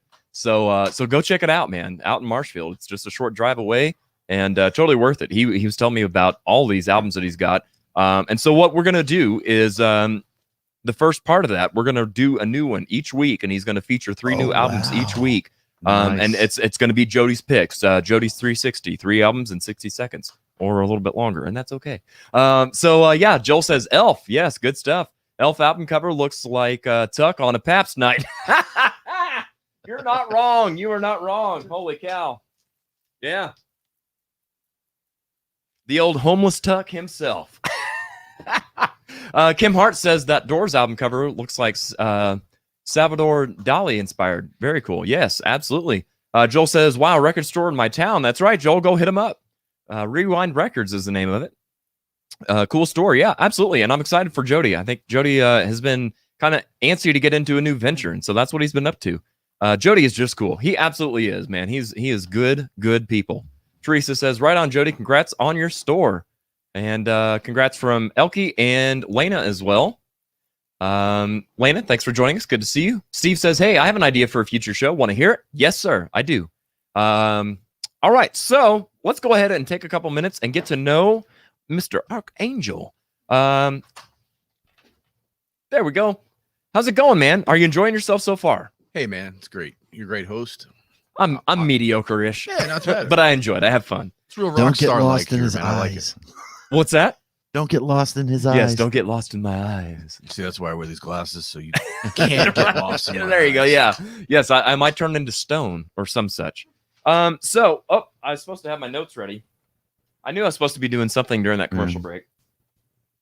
So Archangel, do we call you Ark or Angel, Mr. Angel, or is that what your parents named you at birth? Dude, I've had 1,000 nicknames over the years. Actually, when I started being on the Evolution on Q102's radio show, I became the Archangel on the radio show, and it kind of stuck. So my closer friends over that last 20 years, whatever it's been. So you're kind of like Alice Cooper. It was Yeah. like the name of the band, and he just I literally took on that was like persona. at the Ouija board, and I'm like, I need a name. And Archangel came up. So here I am. Either that or your arms got tired and you're like, okay, it might say archaeology, but man, I'm tired of doing this. We're just going to stop right there at arc. I don't spell very well anyway. So. Hey, that's fair. That's fair. Me neither. Just ask Dan. I'd like to buy a vowel, please. No. All right. So here's the deal. We've got a riveting opening question for you that we ask everybody on the show. No setup, no anything. Ark, what is your favorite flavor of Pop-Tart? Well, it's the s'mores, dude. Oh, do it for s'mores me. guy. Nice. The s'mores. Because you can freeze them. And it's like ice cream. I've only heard of this freezing Pop-Tarts one other time. Here's my question, and I'm glad because somebody in the comments one time said something about this. Why? What is the advantage to freezing it? Because they're like indestructible. They're science, apocalyptically acceptable. He said it's like ice science. cream. It changes everything. Really? Now, do you warm it up afterwards, or do you eat it frozen? No, you eat it frozen. Oh, you eat it frozen. Another one we're gonna have to try. Yeah. When you get it out of the freezer, though. I recommend getting the small ones, the bites, if you're gonna do that. Okay. That's fair. That's what my daughter told me. That's fair. I don't know. I've never personally experienced it. Okay. When you pull it out of the freezer, do you add butter or no butter? Can't melt butter on ice, dude. Hey, the people want to know. I'm just. No shoot, butter. Don't shoot the middleman. No butter. Man. No butter. No butter. No butter's better. But if I was putting it on fire, I'd butter it. There you go. There you go. All right. So, did you play any instruments while you were in school? I did, however, yes. Yeah. Mm-hmm. What did you play? I started out playing the sousaphone. Really? Yeah, sousaphone, baritone, and then I moved over to percussion. All that with the marching band stuff. So nice. Did you do that like in middle school and high school, or just high school, or for how long? Both. Very cool, man. Yeah, and in high school, actually, we were in a pep band with at all the basketball games and stuff. I actually got to play my band at the time when we were like 15, playing Guns N' Roses and Nirvana songs. Dude, that's awesome. Like that. So at all the pep rallies, we get to play in a band at the school. So right, that was my childhood.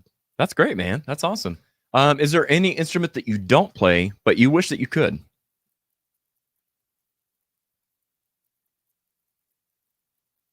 Strangely enough, the oboe. Really? Yeah. That's really cool, it's man. It's just bizarre. Exactly. It's weird. So why got not? some cool tunes. Yeah. And as long as you're playing it by yourself and not with another oboe, they sound really good. Sure. More than one oboe sounds terrible because their pitches are so much dependent on the embouchure, which is your mouth shape. There's really no way to tune it. Yeah. Yeah. You just gotta hope you're close. Double reeded instruments are very difficult to keep in go. tune. I played trumpet and viola. I don't know what the hell y'all are talking about. Sorry. we're musicians, so oh, gotcha. He says heavy metal harp. Okay. I like that. I want to jump over here to the comments, make sure we're not missing out on anything. Elkie says, "Welcome, Mark. Show that whiteboard again."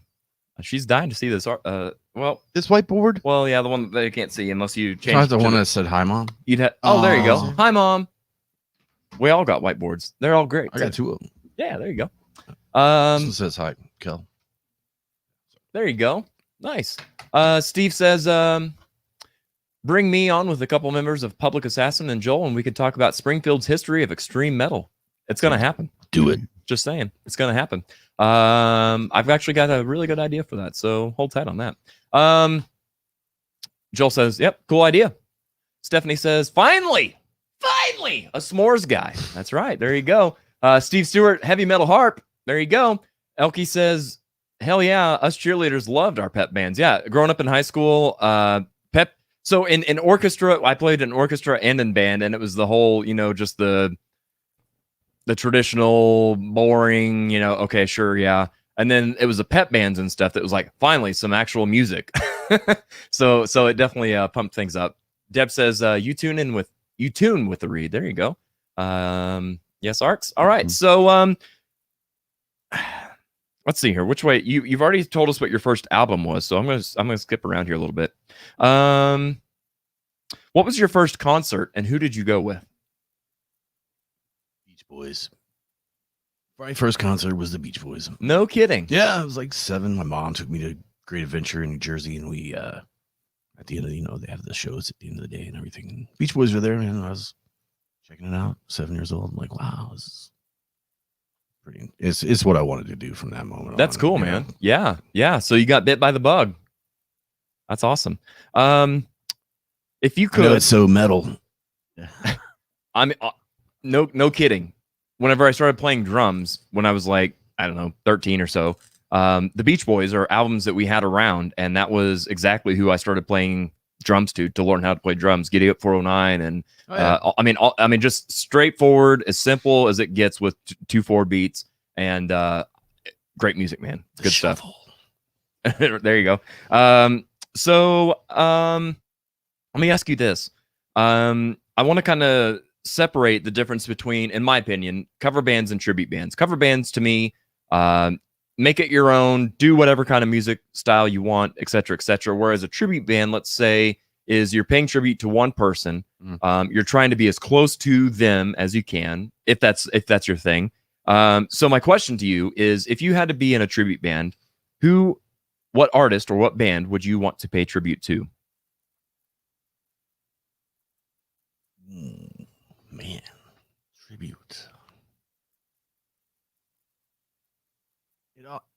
It's always the go-to, the Dimebag, the Pantera, man. There you always. go. Yeah. That should always be a thing. Yeah. I mean, it's great. Heavy riffs. It's good stuff, man. You know, dude, I saw the Beach Boys in '82, Joel. Sorry, Oh yeah. Dennis Wilson rules. Yeah, absolutely. Yeah, man. But no, for real, it's just breaking it out and doing it. You know. Yeah, absolutely. Going with it. Absolutely. It's got to be Pantera, man. There you go. And my final question for you is, what would you be if you had followed your childhood dream? I'd be a WWE superstar. Ooh, yeah. Dig it. Love it, man. Same. They still owe me money. Literally. I broke literally same. hip. It's another story. For another day. Actually, for another show. Yeah, exactly. We'll talk about your experience in WCW Thunder. WCW, yes. Oh, yes. I know a little something. All right. So we've got a little video clip of you playing. While we're playing this and watching this, if you would kind of talk to us about it, tell us who all you're playing with, what it is, where it is, that kind of stuff. So here is Archangel. What do we got here? This is it's Hessian Crucible.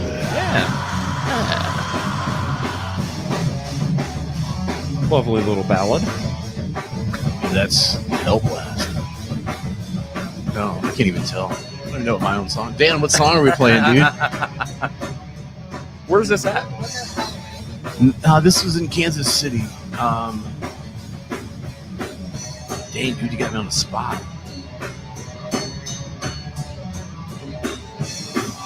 Would you like pick this one out of the air? He's the one that picked it. He can't even think of it. I thought it was the Black Sabbath cover. Oh. Never see I Failed You. I don't even know. Well, Nimbus. Dude, there it is. There you go. Jesus I knew it'd come to you. I couldn't knew it'd think come of to it. you. Yeah, it's heavy stuff, man. No, it's Brandon Dorsey on guitar there and vocals. Yep. We got Sam Smith playing drums on that, man. No, it's probably our final performance, actually. The Session Crucible was the last show we played. In Kansas City was Warrior Fest. It was all proceeds went to the Wounded Warrior Project. Yeah. It was a pretty big deal. It was, I want to say 20 bands all over came to play it. Dang. Yeah, it was cool, man. Wow, that's a lot. Yeah, there is a lot of money. I don't know the numbers. But, Yeah. you know. Oh, that's awesome. It was a good deal. That's really cool, man. Yeah. That's really cool. So let's see here. Steve Stewart says Archangel is a great wrestling name. I would agree with that. Crowbar tribute. Let's see here. Brian says, "Sup, folks? Baggage machine broke at KCI, but I'm on now." Wow, that's quite a predicament. That really sucks. Casey says, Dan Delaney and Jared Isaacs, to double pedal or not to double pedal? I would have to say that would be depending on the drummer. Because if a drummer can't operate two pedals, then they just need to stick to kindergarten stuff. So, And it also depends on the song. Right. That's you true. You don't too. want to do funk with a double pedal. There's a time and place for everything. Right. Dude. There Exactly. is. Exactly. Steve, oops, I missed it. Steve Allington says, Crowbar tribute band, Ed, let's make it happen. There you go. Crowbar. That's his suggestion. Hey, man, I'll sing. Dan says, depends on the drummer. There you go. Oh, my God. I love Sam Smith. He the homie. There you go. Sam Smith's amazing. He is. He is indeed. All right, guys. Let's go continue on. We're a third of the way done. We've got 2/3 left to go. Let's check out our. Well, that was weird. I probably duplicated that. Probably did. So we're back to Holy Diver versus Last in Line. We're at Caught in the Middle versus I Speed at Night. Wow, some good tracks here. Okay, so I said we're gonna switch things around a little bit. So let's do that. Dan, I'm gonna start with you. Where are you at on Caught in the Middle versus I Speed at Night? All right. Well, again, due to my expertise and preparation here. So, Caught in the Middle, I gave a 7. Okay. And I Speed at Night, I gave an 8 to a 9. I think it had to do with, one, the lyrics. I like the lyrics better in I Speed at Night. and I like the guitar riffs really well. And I Speed at Night. It's just, when it comes to, this is probably one of the least commercial sounding songs on the album. So that's why I kind of liked it. Yes. So when I say commercial, you're talking like your typical pop radio stuff that everyone would just really, what sells them. Right. So to me, that's what I kind of liked more about that. It had the less poppy feel compared to a lot of the songs on that album. Yeah. So that's why I liked I Speed at Night better than the other one. Is just overall the guitar work and put togetherness and vocals and everything. Yeah. So I definitely get what you're saying and agree with the that poppy kind of feel. Now, I will say that in my opinion, I do feel, especially with I Speed at Night, is produced a lot of the same as some of those popular metal kind of songs, excuse me. But it's just the delivery is not that pop mainstream. This is our commercial marketing campaign, kind of thing. Yeah. So for me, my notes on this is Caught in the Middle. By the way, it shares the same main guitar riff as Vivian Campbell's previous band, Sweet Savage's song called Straight Through the Heart, which they ended up also using that name later on in this album. And then I Speed at Night, I've got that I really enjoy the melody and of the chorus. And the song just really gets you pumped up. I mean, I literally was actually listening to this when I was leaving here at the studio the other night, and just driving in the car, and I was like, what a perfect song to be listening to while you're driving down the highway at night. Like, just good stuff, man. I too am going to vote I Speed at Night. I just think overall it's a more polished. Again, it goes back to what we talked about at the beginning. It's just kind of a more mature sound, and I dug it. What do you think, Archangel? Not even speaking musically, but I Speed at Night because back in my brother bought a brand new Grand National in '87 when they came out, and that song, driving that car. Yeah. So hearing it just takes you back to that. Yes. Yeah, definitely. I totally understand that. Just based on driving a Grand National. It makes you want to drive fast. Triple digits. It does. Down the Garden State Parkway is pretty rad. So there you go. I Speed at Night. I like it. Josh, what do you think, man? Well, I Speed at Night sounds like an early thrash metal song. Yep. But to me, it feels a little redundant. It's, it doesn't really progress. It's just kind of, to me, it feels just kind of like a one note song that's very fast. Right. I feel like what you're saying is a lot of kind of what I say sometimes on 7 Songs in 7 Days, that it just doesn't go to that next gear. Right. Yeah. And Caught in the Middle to me sounds like a kind of a crossover song, right? Where he's trying to, if you don't like Holy Diver or Stand Up and Shout, you might like Caught in the Middle. There you go. Yeah. To me, it sounded like it could have been on a movie soundtrack, like a Rocky training. Really, because I really feel that way about I Speed at Night. I really do. Oh yeah. No. See, this one to me sounds more like Survivor. Okay. And so it felt like that's what he was trying to go for, is to try to get, people who probably wouldn't listen to Dio or didn't see the album covers to maybe that get some airplay on like some pop radio. Gotcha. So I thought the harmonies on the guitars as far as the solo was better, and I just thought it was better written, had more progression to the song. Yeah. So I went with Caught in the Middle. There you go. All right. Caught in the Middle. Let's see here. Joel says Caught in the Middle, but that one's a tough call. Yeah, it really is, Joel. These are 2 really great songs. I really enjoy both of these a lot. Rachel says I Speed at Night. Shame on you. I'm just kidding. That's her vote for that song. Steve says I Speed at Night, hands down. Elkie says times 5 drink. Elkie votes I Speed at Night. Deborah Klein says Caught in the Middle, one of my favorite songs. That's awesome. It's awesome. So if we were to call it right now, where are our votes? 6-3. 6-3. Speed at Night. I Speed at Night. All right, so we'll call it, and that's what's going to go on to advance. So our next set of songs. Don't Talk to Strangers. Yeah. All right. Don't Talk to Strangers versus One Night in the City. All right, Dan, what do you think?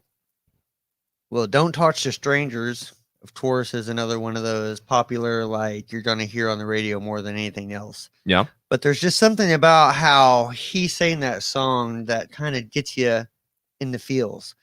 You know, I mean, it has this heavy moments, but that song is just more like, I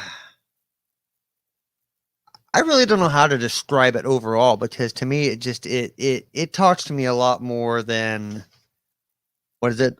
One Night in the City. One night in the City to me sounds kind of like a soundtrack off of like Miami Vice, or you know, like maybe a jacked up Kiss song. Right. You know, someone might shoot me for saying that, but you that's know, literally what I have in my notes when we were talking earlier. That's literally the song, yeah. and I was like, "This is a Kiss song, man." Yeah, yeah. And I mean, not that I don't have respect for Kiss, because they're absolutely, they wouldn't be where they are if they didn't know absolutely. what they were doing. But at the same time, when you are talking metal, you know, there's certain aspects that be like, is he gonna lose his metal card over this song? Exactly. Yeah. You One know, night in the city, looking hot, looking pretty. I'm like, what? So yeah, Don't Talk to Strangers all the way compared to that one. Don't talk to strangers. Don't talk to strangers. And that's a good lesson for 6-year-olds to not just, you know, go out and just everybody. Yes, everybody, man. Yeah, absolutely. Unless you're in a metal band, then you talk to lots of strangers, especially if you have candy. That's right. And drive a white minivan and puppies.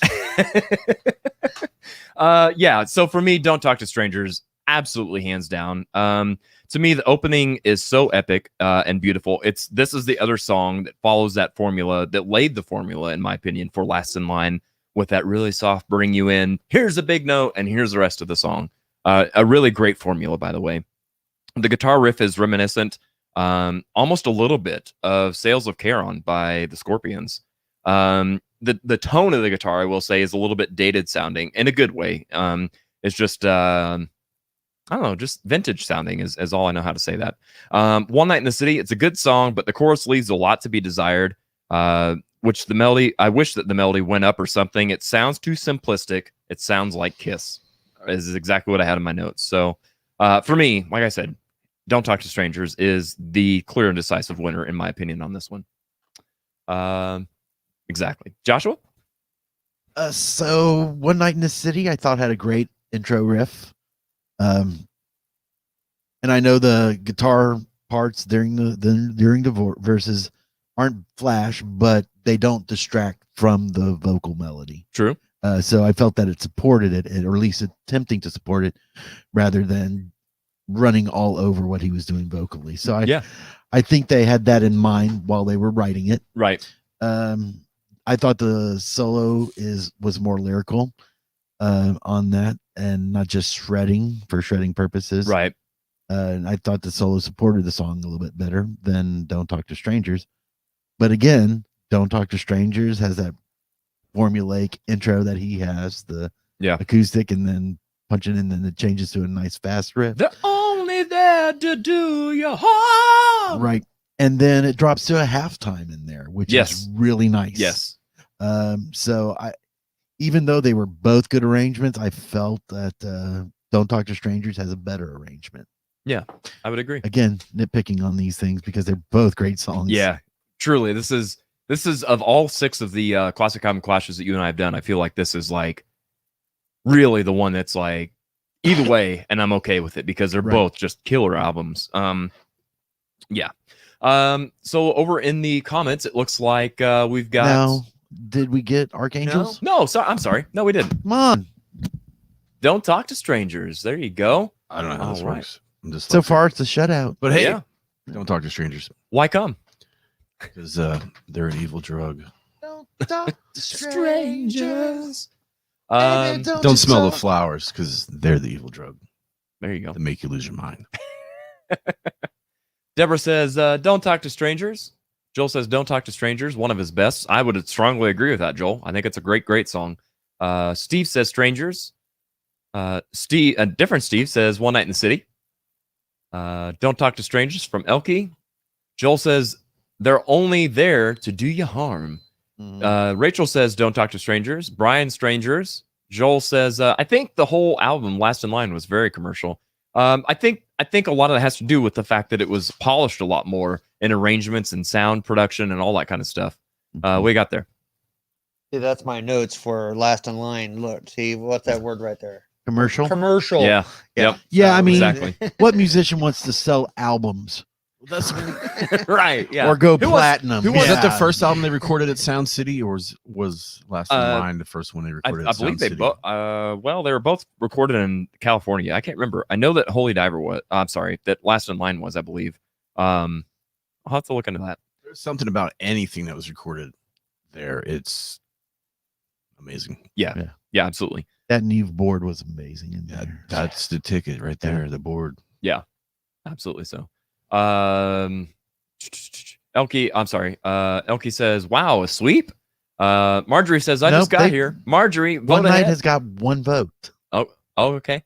Marjorie says she just got here. Marjorie, go ahead and start voting, girl. We've got Don't Talk to Strangers versus One Night in the City. So let us know which one you think. So tell us, what was that again, Josh? Where are we at? It is 8-1. 8-1. Yeah. 1 vote for the One Night. I'd say we might as well call that. I think so. I don't think it's beat going to that. recover from that. All right. So Don't Talk to Strangers. We're going to go ahead and call it, and that'll advance. And our next track, we've got Straight Through the Heart versus Evil Eyes.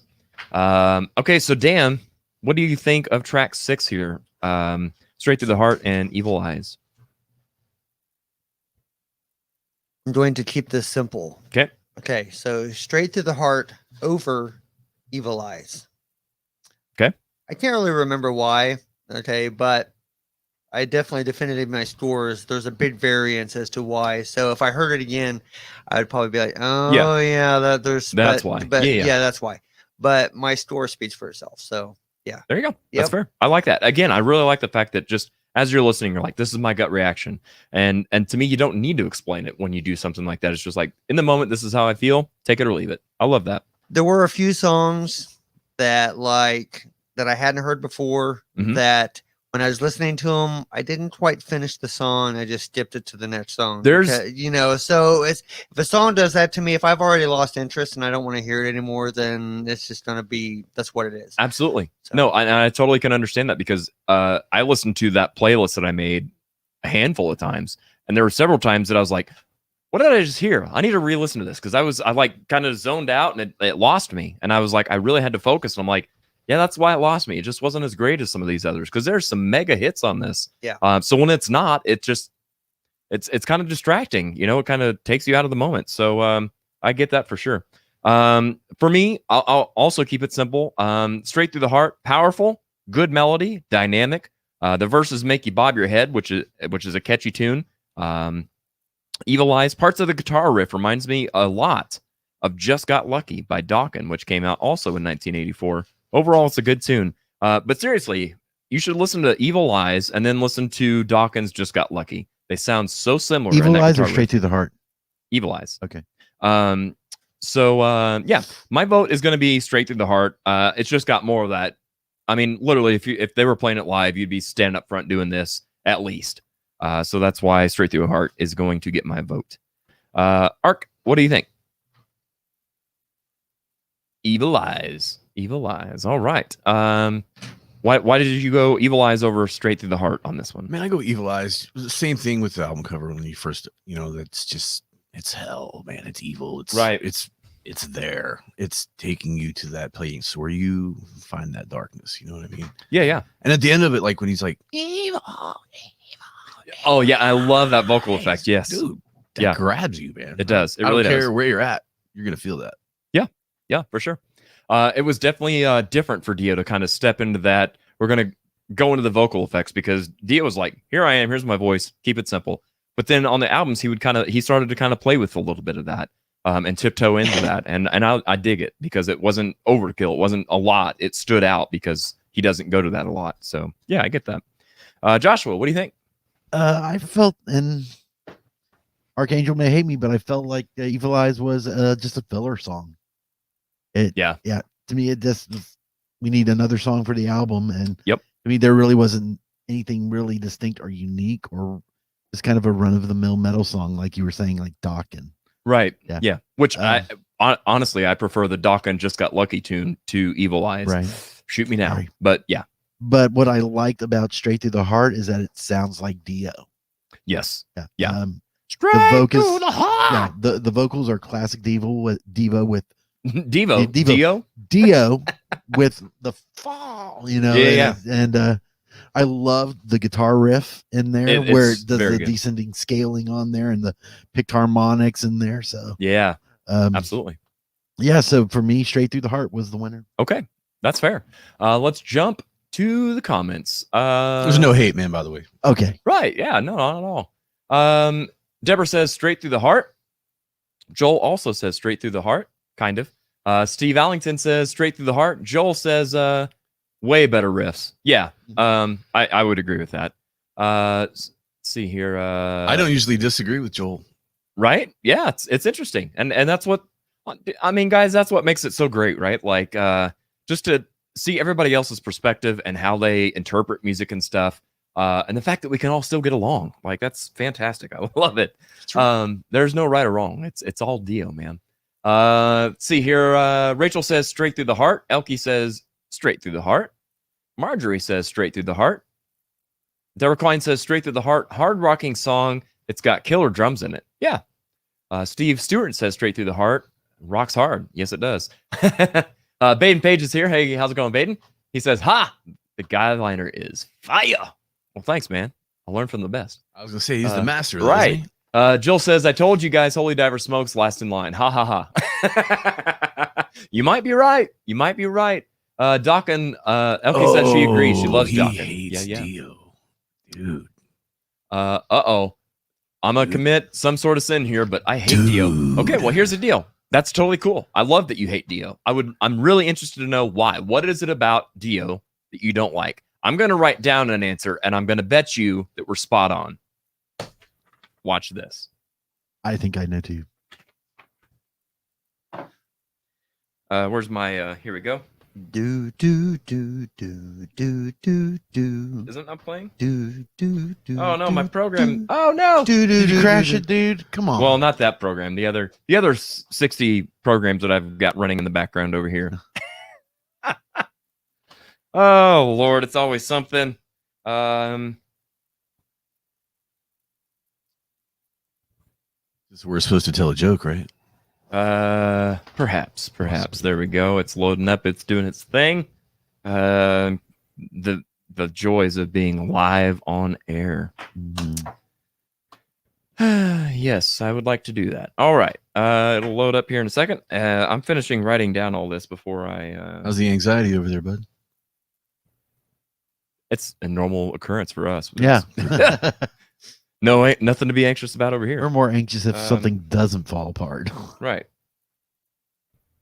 There we go. Ha ha. Well, wasn't that worth the wait? Yeah. All right. So, very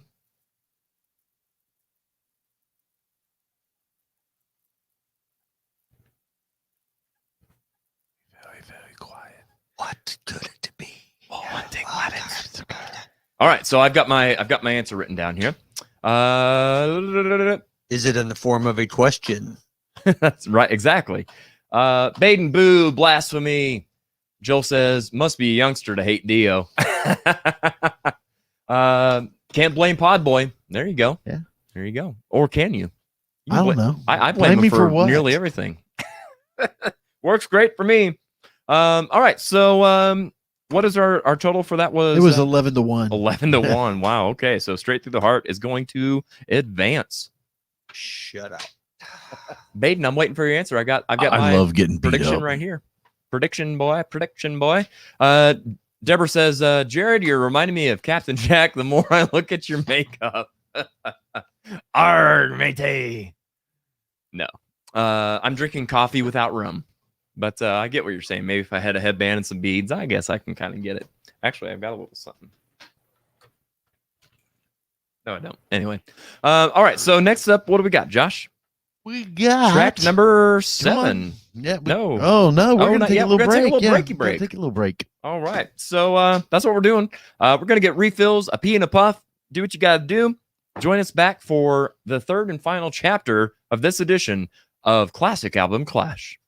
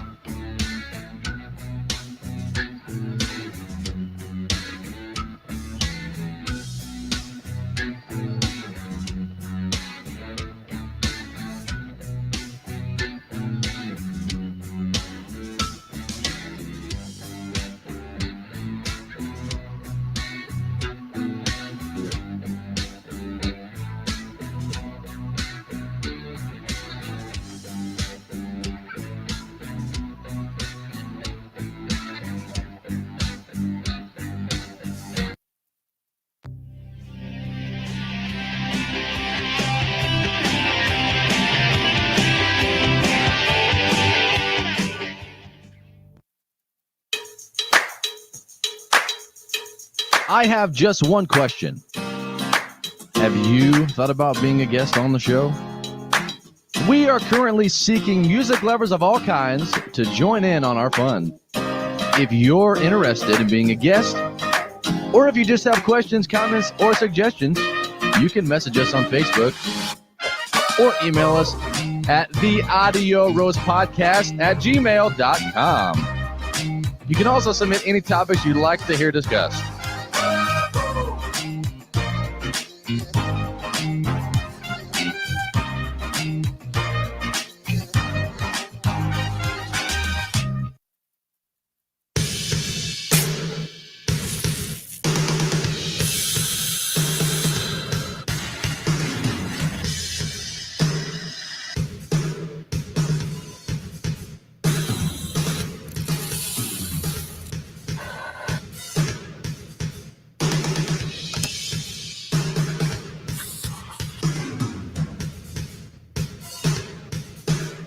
Classic Rock Coffee. Our coffee rocks.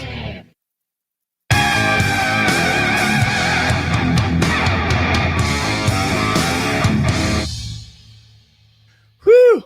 Look a little sweaty there, buddy. Barely made that one. Hey, and you know what you did last night? You got up on stage and you sang. I did. I croaked something out anyway. Yeah.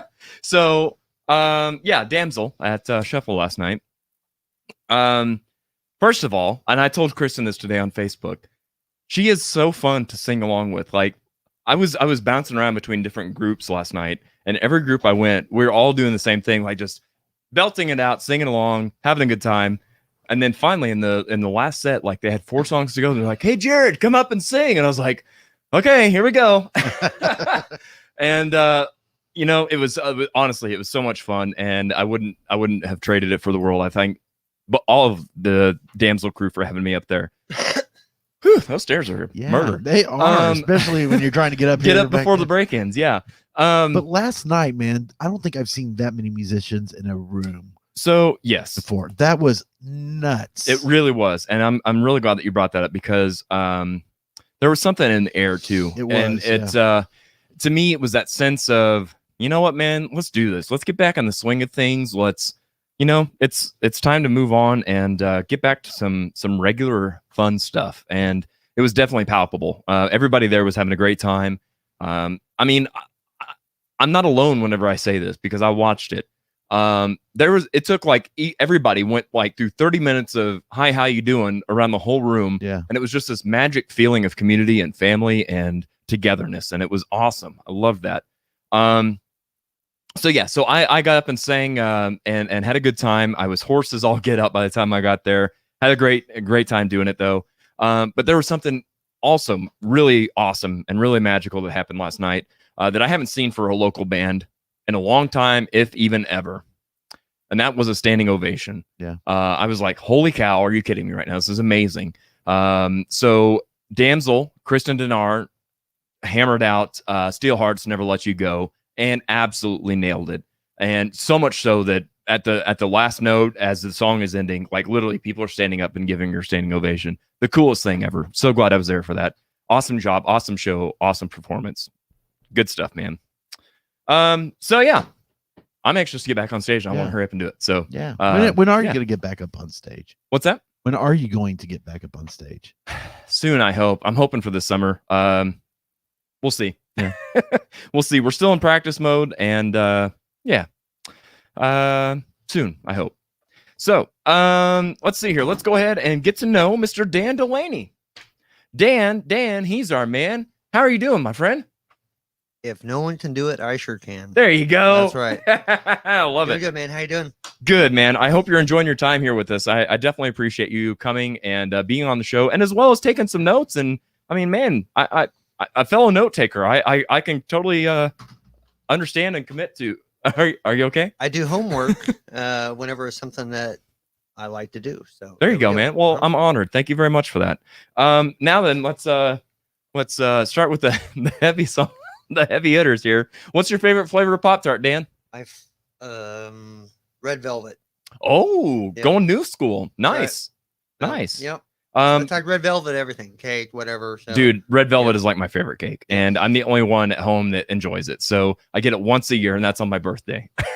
I have tried them frozen. It's not my thing. I don't like them toasted either. I just like them right out of the package. Yeah. Yep. Do you put butter on it or anything, or you just eat it as I is? just eat it as is. Yep. Yep. So you play guitar. Do you play any other instruments besides guitar? I dabble a little bit with keyboard. Okay, nice. It's something I've kind of done since I was like 13, 14. Yeah. But guitar is my main thing. But like I said, when I had my accident a few years ago, I couldn't play the guitar. So I just bought a keyboard and started learning how to play all my songs one-handed on a keyboard. Absolutely. So there you go. Yeah, man, that's awesome. I love that. And it probably translated pretty easily too, as far as like the thought that, okay, here's kind of where I'm at, because it's a lot similar to a guitar in that way, where especially if you're writing and stuff, it's easy to kind of bounce back and forth in that aspect. Well, doing one over the other, I mean, totally, because back when I was younger and I played the piano, I didn't play the guitar. You know, so then as I got, and then I hadn't really played piano much, and I've been playing guitar for a really long time. So it was pretty easy for me to kind of just translate it without too much trouble. So yep, absolutely. Is there easy for me to say? Is there any instrument that you don't play but you wish you could? The drums. Yeah.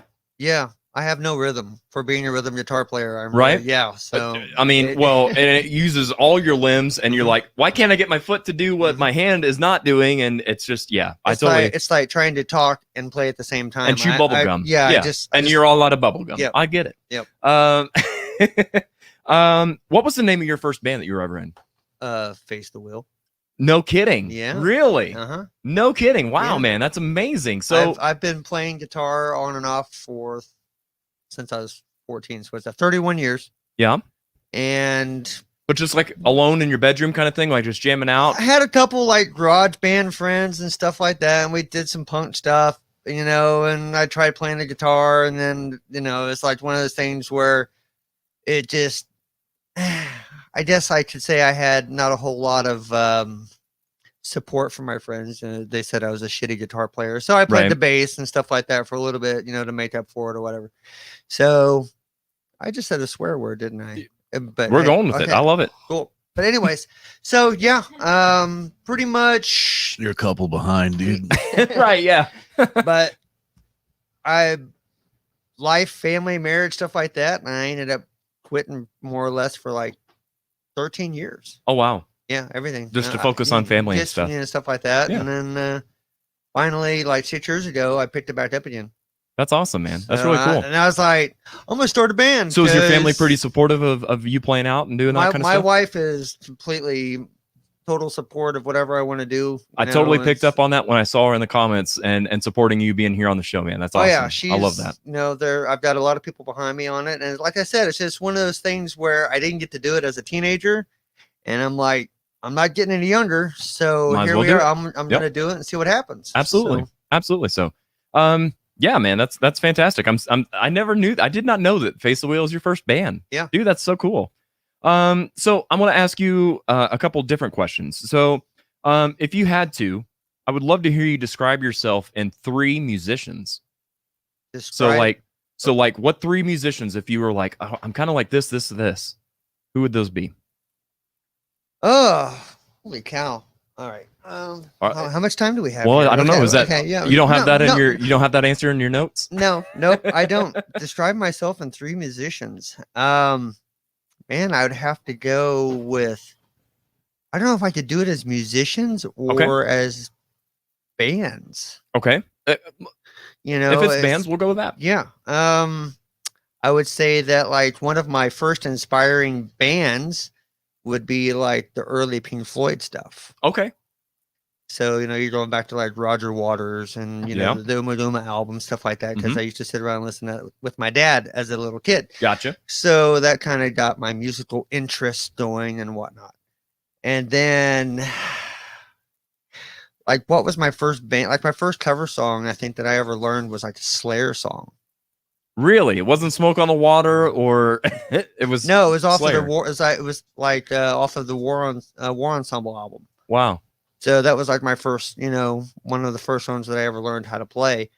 And then Motley Crue came after that, you know, but I wouldn't say that they're one of my inspiring musicians, but it's just you say Motley Crue came after Slayer? Yeah. Isn't that wild? As far as playing. No, I understand. Yeah. Right, yeah. I mean, I listened to the crap out of like Def Leppard, Motley Crue when I was in like junior high, but once I learned who Judas Priest was and Dio, that all just kind of went out the window. Yeah. So yeah. That's cool, man. That's really cool.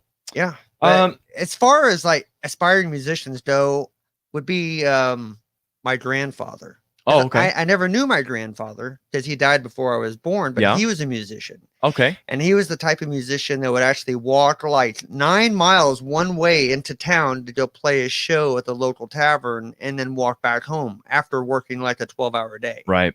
Wow. So having that type of work ethic is what inspires me, because like if he would walk 18 miles just to go play a show, you know, way back 60 years ago, then there's no reason that we can't get out there and do what we want to do. That's right. Absolutely, man. Absolutely. That's awesome. So stepping away from music for a second. So, let's pretend that there's a toy company making an action figure of you. What 2 accessories does Dan Delaney come with? An action figure, huh? Let's see here. I mean, first of all, he's got to be ripped, right? No. Actually, totally opposite. Yeah? You know, yeah. I've got chicken legs and I've got no ass. So it's just well, but this is an action figure. It can be anything you want. It's, you know, it's more like it'd have to be the Hulk smash type thing, you know. Okay. But probably like a guitar. Yep. But it would have to be like in the shape of an axe. So, you know, I like all that. Yeah. You know. It's got to be white. It's got to be white. It's got to be sharp. And then the other one would probably be, I don't know, maybe a beer. Hey, there you go. Yeah. So beer in one hand, axe in the other. And life is good, man. Yeah. I dig it. And a really bad figure. I mean, just go real. I mean, why be fake about it? There you go. Yeah. No, absolutely. I like that. Own it. Dan, do you have any pre-show or post-show rituals that you do that are family friendly? Family friendly. Well, I still get the pre-show jitters a little bit. Yeah. When, like, it usually happens right after I get there for, you know, our initial. I think that if we as musicians didn't get that, that would be our cue to be like, you know, I should just go home and start whittling wood or something. You know, because a lot of that has to do with the anxiousness of I've worked hard for something and I'm about ready to, here it is, people, I'm showing it off. And there's always that like, oh God, I hope I do it right. I hope I do it justice. Hope I do myself justice. 2 shots and a beer and like 12 cigarettes. Yeah. That's my pre-show ritual. There you go. There you go. Anything else I'm done for. I've learned from my mistakes on that. So yeah. That's what Josh does on every break that we take. Absolutely. 12 shots and 12 shots and 2 puffs. 2 cigarettes. But mine's with a 9mm. I just shoot up in the air 12 times. Hang on, I got to reload. Yeah. Very cool. And Dan, finally, what would you be if you would have followed your childhood dream? A veterinarian. Okay, awesome. Yeah. I love that. So you're big into animals and stuff then, huh? Or were at least at one point? I was at one point. Yeah. As I've gotten older, I have a little less tolerance for animals and pets and stuff like that. But yeah, you know, I'm the same way with people. Same. Same. Yeah, I've grown that way too. You know, I've got a couple of cats, and you know, and when they walk the Rainbow Bridge, I'll be happy. Yep. I love them. Right. But I'll still be happy. You know. You just wouldn't do it again. Yeah. Yeah. I get that. That's fair. All right, so we've got a little video of Dan Delaney and Face the Wheel that we're going to watch. Dan, same thing. Feel free to talk us through it. Tell us who all's in the band with you, where we're at, what we're watching, etc. All righty. Cool.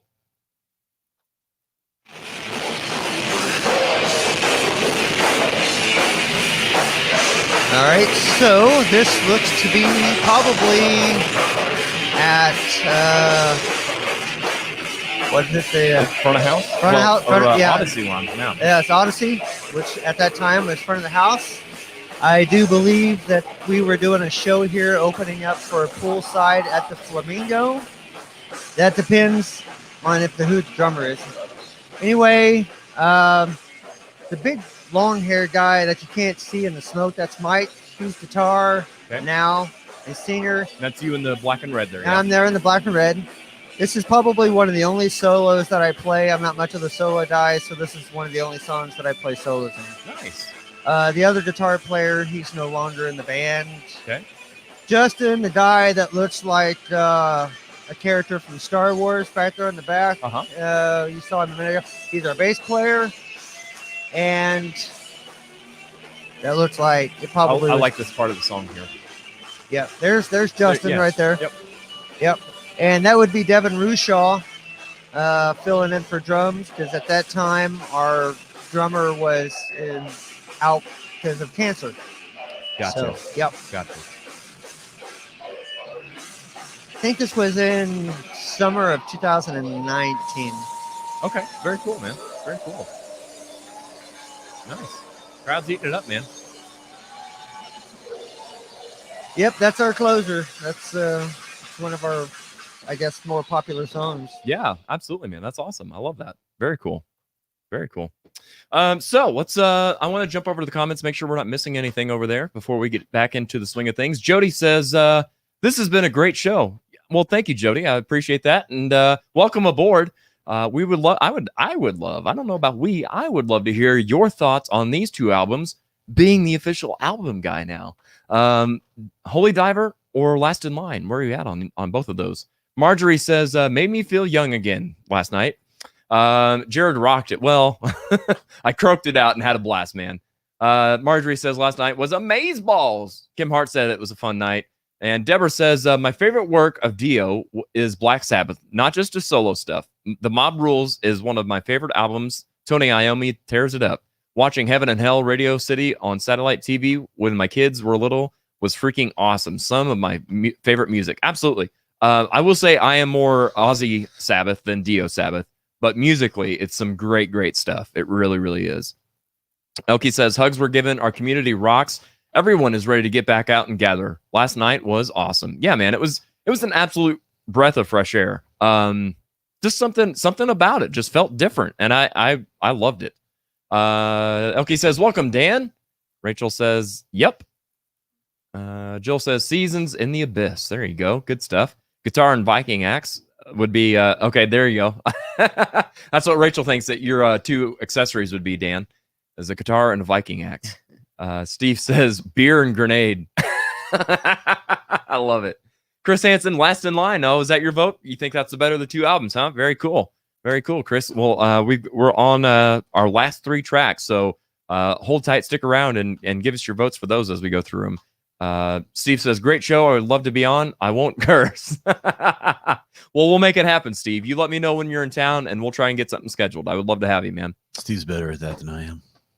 Well, maybe a little slip here and there. You know, it happens, man. It's all rock and roll and metal. So here's what's funny. I asked Baden to, hey, defend why you don't like Dio. Haven't heard anything but crickets the whole time. So Here's my. Well, no, I'm not. I'm not even. You know what? You're not going to answer me. I ain't answering you. Next. All right. So tracks 7, 8, and 9. Here we go, Joshua. We've got Invisible versus Mystery. For this one, we'll start with Joshua. Well, my notes on Invisible are as this is how they go. It's got that slow, that slow, clean intro that we've all come to know and love, and the background vocals build nicely. The riff slightly reminded me of Foxy Lady. That bum bum bum. Yeah, I can hear that. I like the pre-chorus single note riffs that are on there, and the solo's pretty melodic. Mystery, the intro has this Baba O'Reilly feel. Yes, you know what I'm saying? I do. Yep. Dun, dun. Yep. Again, it feels like it's another pop crossover song. Yep. Again, soundtrack movie song. It sounds like a Dio song for non-Dio fans. There you go. The solo is very studio musician feel. It sounds like something like Dan Huff would play. Just kind of put together. No, not put together, but like something that Dan Huff or Steve Lukather would play. Okay. Didn't have that Vivian Campbell shreddiness to it. Gotcha. It has a beginning, middle, and end. Right. And it ends right where it needs to end. Which isn't a bad thing if you're going for crossover. Right. Yep. The progression changes after the solo, entering the last chorus. I really like those. I think it was better written, so I'm going with Mystery on that one. Okay. Fair enough. Let's see here. Dan, what do you think? This one is pretty cut and dry to me. He made a few points, and then he made a little switcheroo there on the end because I thought he was going to go with Invisible, and then he's like, no, he didn't. So anyways, my opinion, Invisible way over Mystery. Oh, wow. Okay. And so the point that you made that kind of struck home with me was that it kind of made me think of a song that should have been in like Rocky. Yes. Yeah. See, that's what I. Yeah. You know, the other one. And so it's just, I mean, it's not a bad song, but to me, you know, like I want to go with the type of riffs, and sometimes I'm not a very intricate guitar player, so simplistic, heavy, it has power riffs. Yeah. You know, to me, is just where it's at on certain songs. If I don't care about the lyrics, as long as the music's good, I don't care about nothing else. So I'll pretend I didn't hear that. But anyway, that's my opinion. Is Invisible way over Mystery? That's fair. Ark, what do you think, man? Invisible or Mystery? Can't see it. Is it invisible? It's invisible. Or is it a mystery? Oh, it could be either. It could be either there, huh? No, I go with thanks. Invisible, dude. Definitely invisible. Okay. Just he says the lyrics don't matter. The lyrics are what do it for me on that one, man. Yeah. That's it's yeah. So my this is if I had to sum this up, first of all, for me, Mystery is my answer. I like the vocal melodies a lot better. Again, being a singer, like that's kind of what I go to. But I also am wise enough that I can kind of step back and see why a lot of metalheads don't like Mystery so much, because it's keyboard heavy, it's poppy sounding, it's just kind of more. It's always a mystery, right? You know, that kind of thing. And a lot of metalheads don't like that. Dio fans, right? Yeah, exactly. Yeah. So for a lot of the metalheads, they're like, no, I want to distance myself from any of that commercially poppy sounding kind of stuff. So I get that. I think you're wrong. Yeah. Why should metal have like mass appeal, right? Right. Yeah. Yeah. I mean, I want to be famous, but I don't want to be rich. I don't want to sell houses. Yeah. So I'm joking. Overall, Invisible is a pretty progressive song with vocal effects and stuff. Mystery is one of my favorites from the album. It's a very well written song, such great lyrics. Yeah. And it had a video, so it did have more mainstream play again, which is why I think there's some resistance from some of the metal community. They're like, if we don't give you the thumbs up and it gets that mainstream play, I feel like there's some people that kind of poo-poo on that. So I think it's just the underground nature that we have. 100%. Yeah, you're right. I mean, and there's nothing wrong with that. Yeah. It's ours, and we're going to keep it ours. Yeah, absolutely. I love that about us. So let's go over to the comments here. Deborah says mystery. Rachel also says mystery. Joel agrees with mystery. I totally botched all of that. Okay. Deborah says mystery. Rachel says invisible. Joel says invisible. Steve Stewart says invisible. For sure, mystery has too many keyboards. Exactly what I said. Joel says mystery has cool vocals, but invisible is best. Fair enough. Dude, your key to be famous is right there. You just got to click the link, man. We're all set. Dude. I better not. Elkie says vote is invisible. All right. Elkie, you're killing me here. I thought you were my girl. Come on. Yeah, she ain't agreed with Pod Boy. She hasn't. Not today. I don't think she's agreed with me on anything. Well. All right. So where are we at on vote totals on this? It's 7-3, and it's a mystery why it lost. It is a mystery why it lost. It's a way better song, but Invisible is going to go in. You know, we rarely agree on stuff like this. When there's a really contentious one, we really take opposite sides. Opposing sides, yeah. But this one, yeah, we're both right. I don't know what these other two, What do we know? Love it. All right, so Invisible goes on, and we're on to track number 8. Holy smokes, here we go. Here's a big one. Do we even need? Yeah. Can we just go to the votes? I mean, do we even need to discuss this one? Yeah. Eat your heart out. No way. There you 100%. Go. So the answer is yes. So Joshua, let's hear your Elkie argument. Eat your heart out. This song pales in comparison. It does have an A and a B riff, which is nice.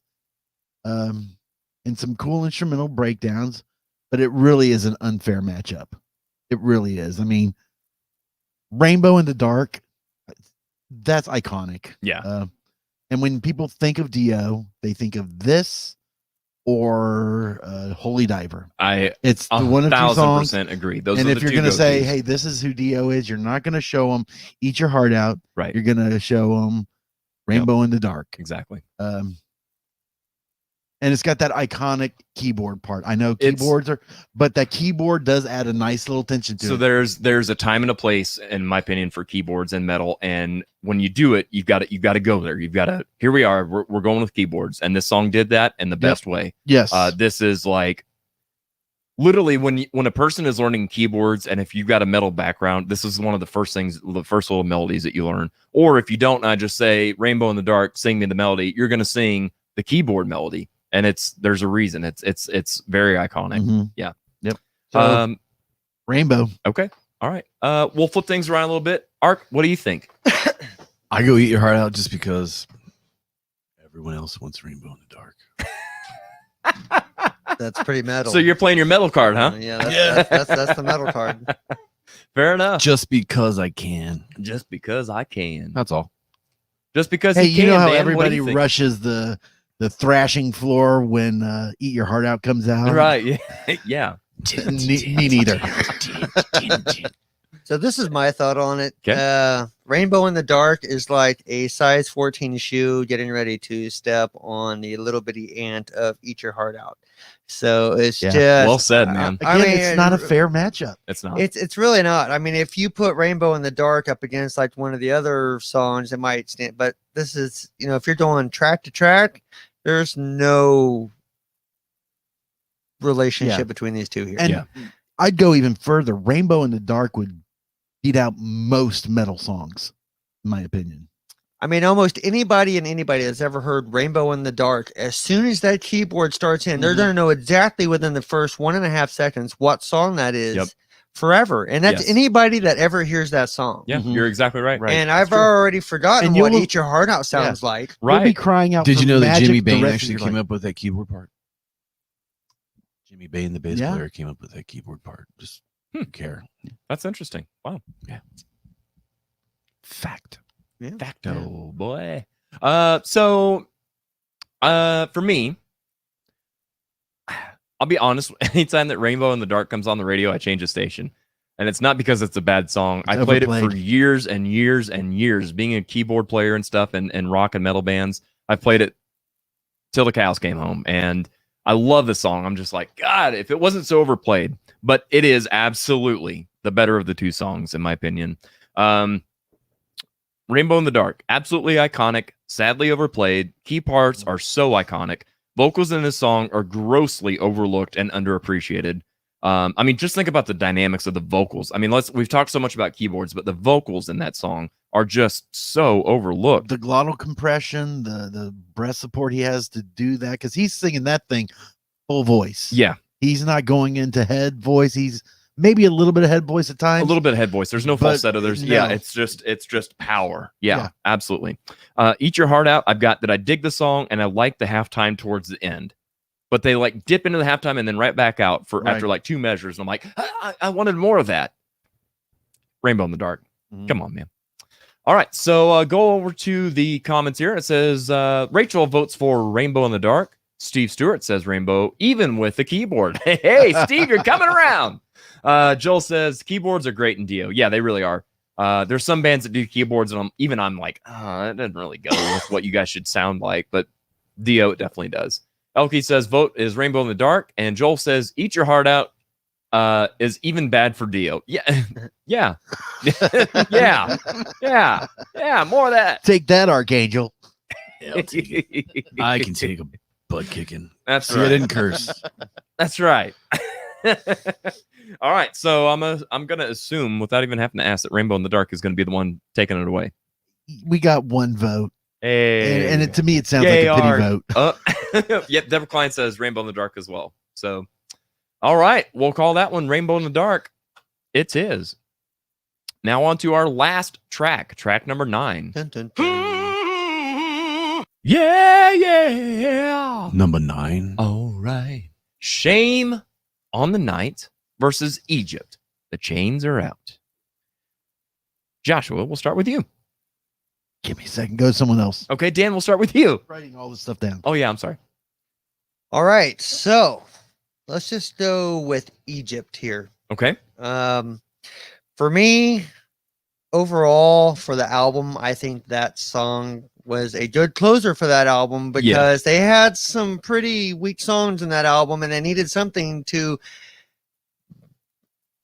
pull them out of a hole. They needed some punctuation. They needed something in there. So to me, Egypt was the saver. It'd be like if you ended it with Eat Your Heart Out, I would have been extremely pissed off. Mm-hmm. Okay, but at least it's a good song to close even a set with. So it's just I felt like it was a lot more better song. More better. Yeah, is that nope? But it's not. Yeah, you know what I mean. It's a more better song in metal terms there, right? Than Eat Your Heart Out. So yeah, I agree, Dan. I think it's a perfect punctuation for an album. Shame on the Night. Yeah, that's what I meant. Yeah, but that's how I feel about it. Yeah. All right, now Joshua. So I thought Shame on You was Dio trying to do blues. It has a very blues feel to it. Yep. It showcases his vocals well, and there's some nice breakdowns, but Egypt has just so much more going on for it. It's got some Middle Eastern influences. It showcases his vocals as well. There's a nice tension in the verse parts. And the solo has some really interesting complexity to it. It's probably one of my favorite solos on that album. Really? Or even actually on both albums, because there's some time stuff that they do in there that they don't do anywhere else, with the bass and the solo doing some really nice interplay there. Okay. So I think that's probably one of the most underrated solos on both albums. So to me, the winner is Egypt. Yeah. It has a great hook. It does. It does. Compared to the other one. Yep. Absolutely true. Okay. So let's see here. Shame on the Night or Egypt, Ark? Shame on the Night. All right. Shame on the Night. Why come? Don't get me wrong. Egypt has great parts. Something about the heaviness in the end of that, it's just, shame on the night. It doesn't have to be blistering fast to be heavy. Absolutely true. That is true. freaking heavy, dude. Yeah, that's all. I mean, that's kind of the Black Sabbath. Yeah, if you know, will. like it doesn't have to be 100 miles an hour to be killer. Yeah, I get that. I definitely roll with Shame on the Night on that. Too. Okay. You're wrong. I just built my whole life on being wrong, dude. Right? All right. So here's my 2 cents on this. Shame on the Night is a crazy slow tempo. It's a interesting, aka bad choice for a closing of the album, in my opinion. It's just it's a fizzle and not a punctuation mark. Just not a fan. I think you hit the nail on the head, Josh. It's just very bluesy. It just doesn't seem to one of those things is not like the other to me. You know what I mean? It just kind of stands out in a bad way. Not that it's a bad song. It's just it doesn't fit on this album. Egypt, heavy, fantastic dynamics. Kind of like what you said about I forgot what you said, but anyway, it does well. Creates tension in the verses. It does well transporting your mind to the scene being set, is what I have written. And it's a sign of great lyrics and delivery to be able to listen to something and you're like, you kind of go to a different time and space. And that's what Egypt does to me. Egypt is very heavy. It's very awesome. It's the perfect punctuation ending to a great album. So my vote is Egypt. All right. Let's see what the people out there in internet land say. Oh, internet land says, Joel says, Shame on the Night, Dio's best song. Wow. Interesting. Wow. Did you guys even listen to these songs? Right? Elkie says her vote is Shame on the Night. Deborah says Shame on the Night, kick-ass song. Rachel says Shame on the Night. Joel says Egypt is the best track off Last in Line. I don't know if it's best, but it's definitely top 3 or 4, I would say. Steve says, Shame on the Night rules. Egypt is so biblical. And you're right. But even then, I still prefer Egypt over Shame on the Night. Still the chains are on. Right. Yeah, exactly. Okay, so Joshua, where are we at on totals? This is a surprise. Shame on the Night is 6 and Egypt has 4. Wow. Yeah, and those people on the internet land, they didn't listen to the. Interesting. Hey, where's those Twitch followers? Can we get you guys to vote for Egypt? All right, so we'll call it. Not everybody can have. I good think they taste, just voted Jared. for it because it was on Holy Diver. Right. Steve says, so. Amen. All right, so let's go ahead and tally it on up. We'll wait for Joshua to add it all up. Did you get the text, Jared? The text? No. Okay. I'm doing a podcast. What do you think? I'm sitting here on my phone? Are you ready for the winner? That text. Yeah, that text. That text. The text. Let me just pull this up here real quick. Yeah, good point on that. The text. Yes, I did. All right, so let me plug this in. Hold tight 1 second.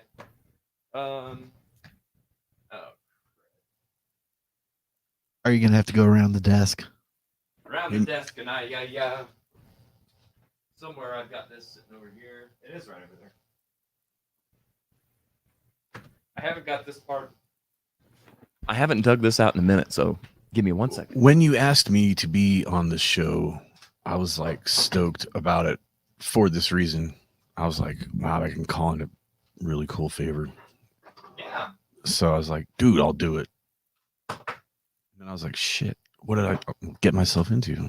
I was like, I gotta call this dude and ask him if he'll be all right with doing this. So anyways, I made some phone calls and asked some questions, and you have the results from that in your all right. So let me messages there. All right. I got too many coffee mugs. Uh-oh. I have frozen the feed. Hold on. You have frozen the feed. I've frozen it. It's going. It's up. Goes. It'll. There we go. There we are. Let me. I think I'm still frozen. Uh-oh. Yeah, you there are. It goes. It's up. Once again, the Holy Diver kicks the last in line. Oh, I was just frozen. We already There know. we We already know what the winner is. We do. I mean, that's just.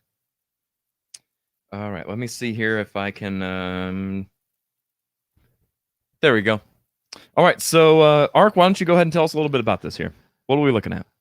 Well, a few years ago, I had the pleasure of meeting Rowan Robertson. He played guitar on the Lock Up the Wolves album, and I thought maybe we'd ask him a couple of these questions and see his answers right here. So, and Rowan is you can't see through the camera on mine, so you'll have to read what it says. So why? Oh, hang on. Why? That was totally my phone shutting. There we go. So this is from Rowan Robertson. Here, let me do the old turn sideways thing. Yeah, there here. we go. There we go. That makes it easier. Rowan says, I'd have to say Holy Diver is my favorite of those two to play live, and that's a hard question to answer about the two albums. I'll have to think. He says, my favorites from Holy Diver are Holy Diver, Don't Talk to Strangers, and Straight Through the Heart. And of course, Stand Up and Shout. My favorite off Last in Line is the title track, and my vote for best album is Holy Diver. To me, it's the band with no pressure and nothing on their minds but playing incredible rock music.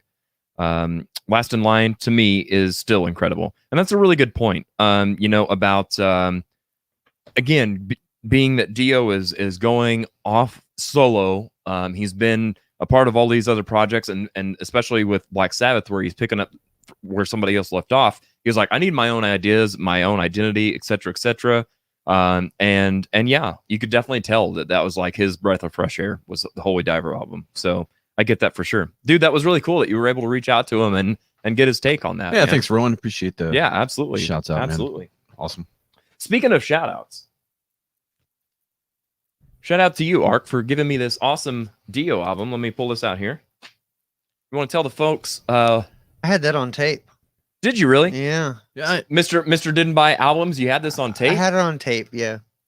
Oh, you mean, so when you say you didn't buy albums, you mean like this? You didn't buy vinyls? Yeah. Yeah. No, me neither. My parents had them and I took them. I bought CDs and cassette tapes. So yeah, I get that. Very cool.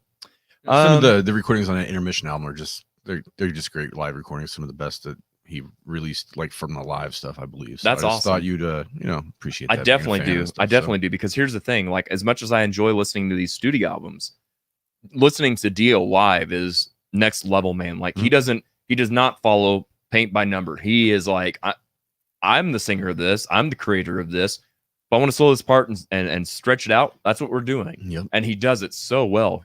He knows, it's that gas pedal. He knows when to stay there and like make it creative, and when to kind of fall back and, okay, let's go get back kind of to where we were in the albums and then back. And it's a really cool back and forth dynamic with that. So good stuff. All right. So Joshua, have we got a winner? 8-1. Well, that was supposed to happen. I'm hitting the right numbers. All right, let's hold tight. And did you add one to it? Something must have happened. Oh, carry the one. Yeah, carry the one. That's what it was. We did not carry the one. Yeah. So let me do this. And what? Hang on. You're hitting too many buttons. Okay. All right, now then you can go ahead and hit what you need to hit. Okay.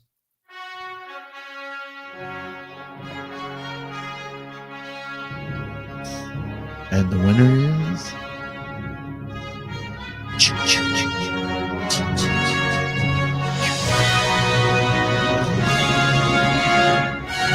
Holy Diver. There we go. all right. Holy Diver. Good stuff. Good stuff, guys. And according to my notes, it says here because it has balls. There you go. Yeah, there you go. So, even in my choices and my picks, Holy Diver came out on top. It was a lot closer. It was 5-4, but yeah. Did I have a crappy memory? But is Joel, I think I have Joel that tape in my on us? car. Honestly, just saying. Did Joel say randomly? Once again, Holy Diver kicks Last in Line's ass. Was he the other way around earlier? I don't think so. Okay. No. All right. Just checking. Nope. Joel, don't kill me. Did he mean the album or the song? Album. Let's see here. Joel says he still got his tape. Yes. All right. So he's glad that Holy Diver won. I'm glad that Dio won, man. Dio is winning all around today. Just, man, I hate that he's not here, you know? Chris Hansen says there are no losers when it comes to Dio songs. There you go. Exactly what I said when we started this whole shindig. So who did it?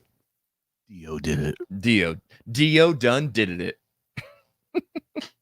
All right, so let's see here. Perhaps. No. Nope. Okay, here we are.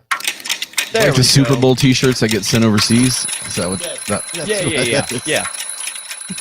What he said. Yeah. Oh, we're all out of time. Joel says anything Dio is a must. Absolutely true, man. Absolutely true. Guys, this was so fun to do a metal version of Classic Album Clash. I'm so happy we got this one on the books. Thank you, gentlemen, for being here. Speaking of which, before we wrap things up, I totally hit the wrong thing. Don't forget that next week we are doing Motown Hits. We'll have my bass player from Death May Die, Cody Schmidt, here, as well as Jonathan Keeney from The Detectives, to be talking about Motown, baby. Oh, yeah. How's that for a curve? Love it. I love it. So that's what we're going to be doing next week. Don't miss out. Also, check out audioroast.com, where you can find merch, playlists, links to past episodes, as well as our sponsors and ways to support us. All right. So Hessian Crucible, Shadow Grove. Dan, are those Dan's two bands? There's two of you all of a sudden. What's what happened there, dude? I don't know. Let me well, camera 2 came unplugged somehow. That's okay. I don't need to be videoized. Now camera 6 has gone out. What in the wide world of sports is going on? I'm just tearing the studio apart. Calm down, boy. Oh yeah. Make me come over there. Oh, it's still on. Oh boy. All right, Well, anyways. Can you slide over? There, hey, there we go. Hey, there it is. Hey, there I am. Nobody breathe. Real quick before we get off here.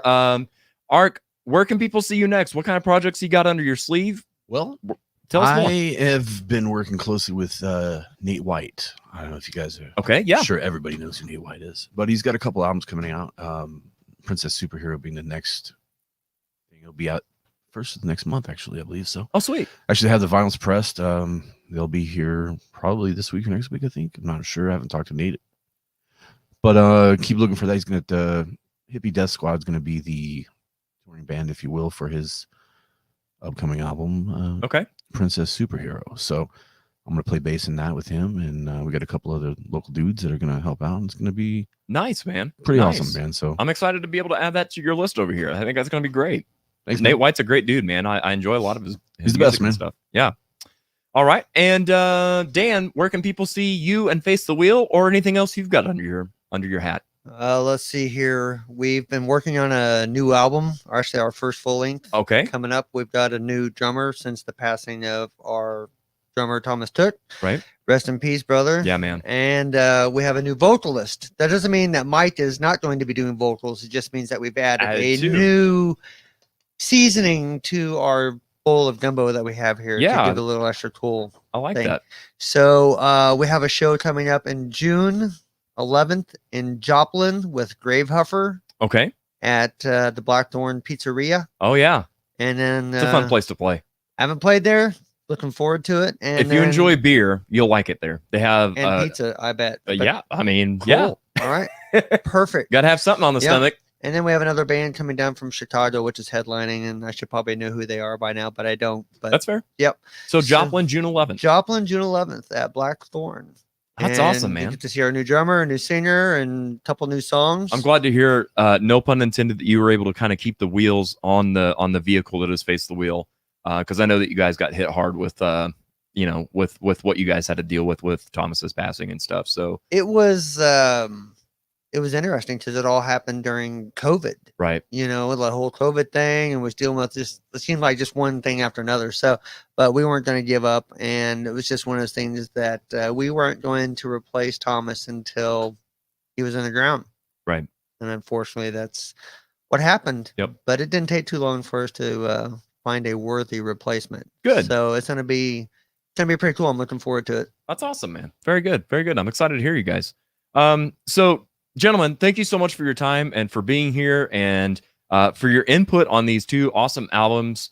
Very much appreciate you guys. Thank you so much. And I hope you guys will come back and join us again. Maybe do some fun games and do something a little bit different, a different format or something on the next go round. Anytime. So, awesome. Definitely. Thank you, gentlemen. Thank you. Thank you, man.